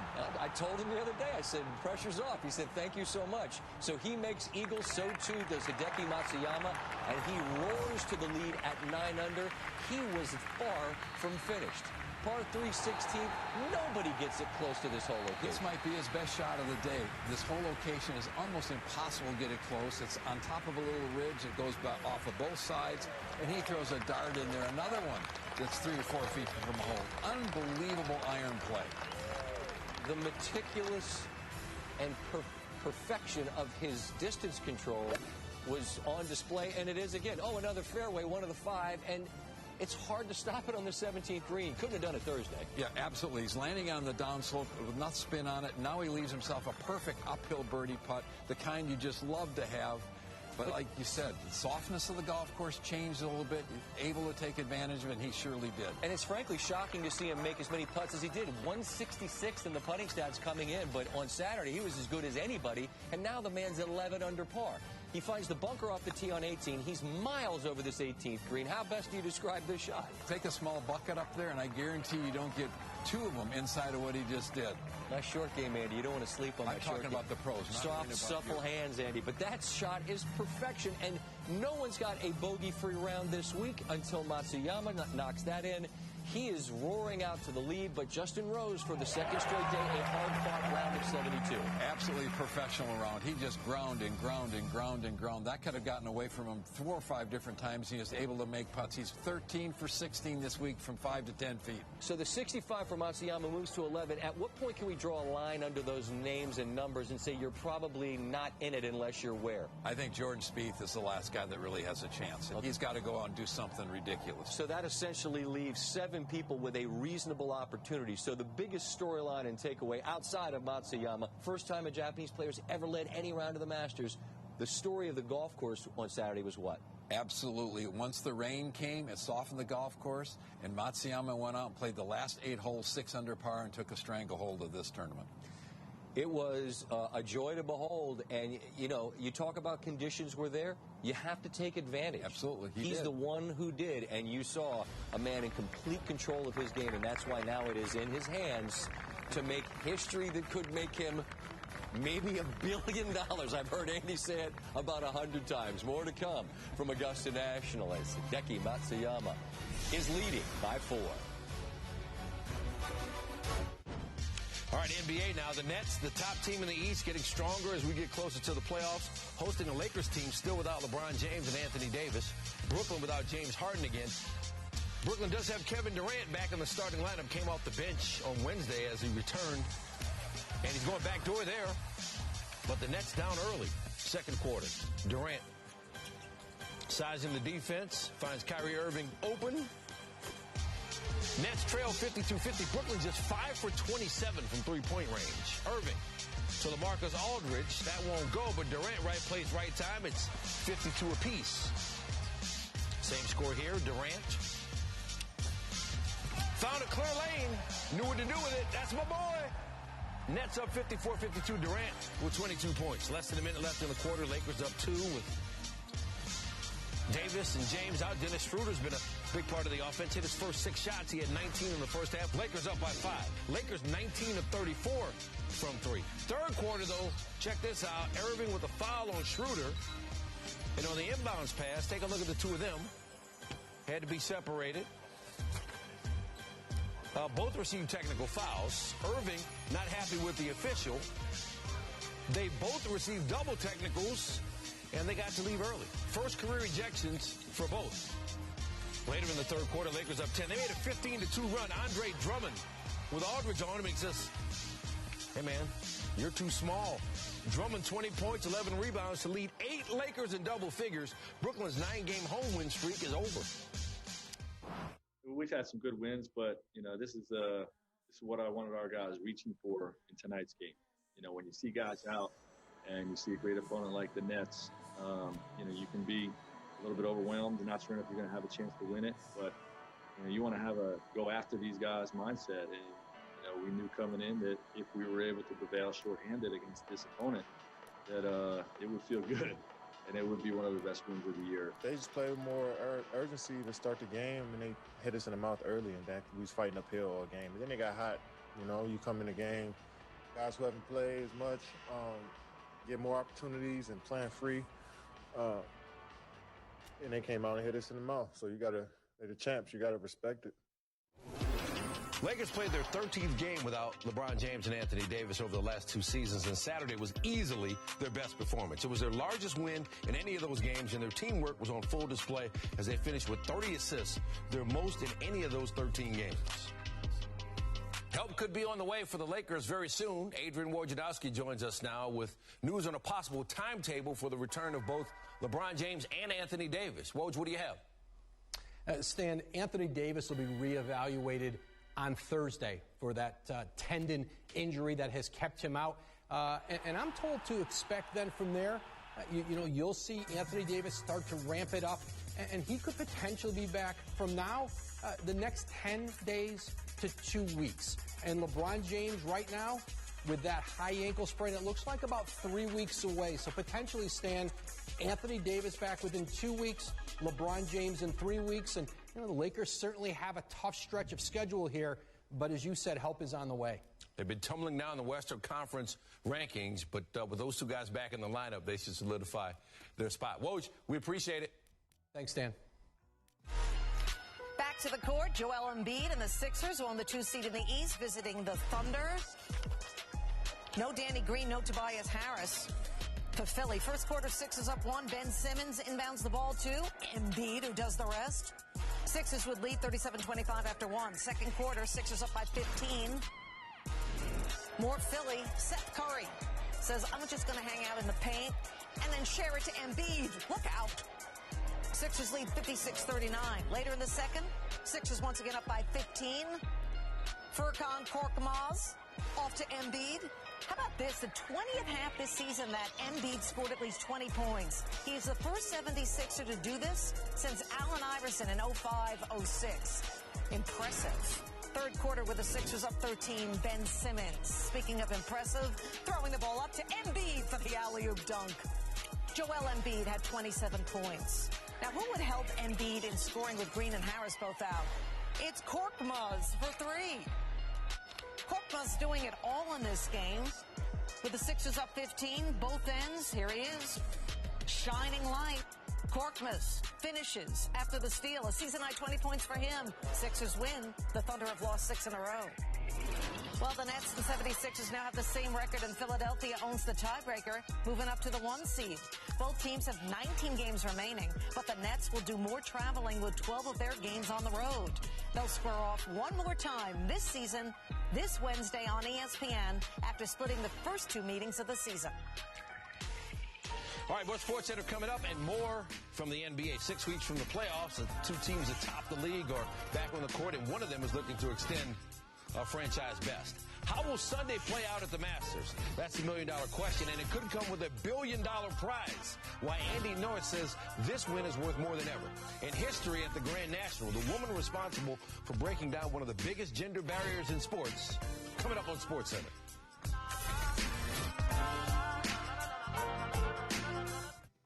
NBA. Nesta segunda, em rodada dupla, para animar o começo da semana. A partir das 8h30 da noite, Andy contra Doncic. As 76ers e Mavericks. Em seguida, outro encontro de gigantes. Murray contra Curry. Em Nuggets e Warriors. O domínio exclusivo. A NBA te chama para ESPN. 911, qual a sua emergência? A onda vai atingir a atmosfera da Terra em minutos. O fim de temporada da sua série favorita não é nenhum fim do mundo. Isso não é o fim do mundo. O que é isso? Mas bem que parece. De onde está ligando? Da Estação Espacial Internacional. Do espaço sideral? 911 Lone Star. Fim de temporada. Terça, 10 da noite. Mas as emergências não param e estão mais reais do que nunca. Larry. Dia 20, 10 da noite. Estreia a segunda temporada de 911 Lone Star.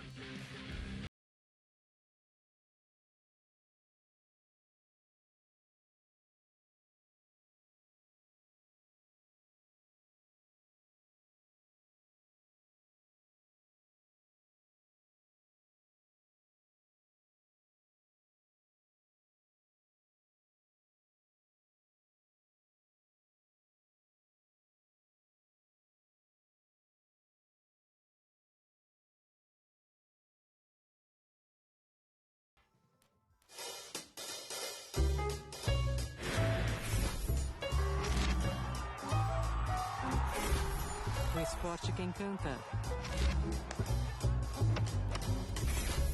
Aquece.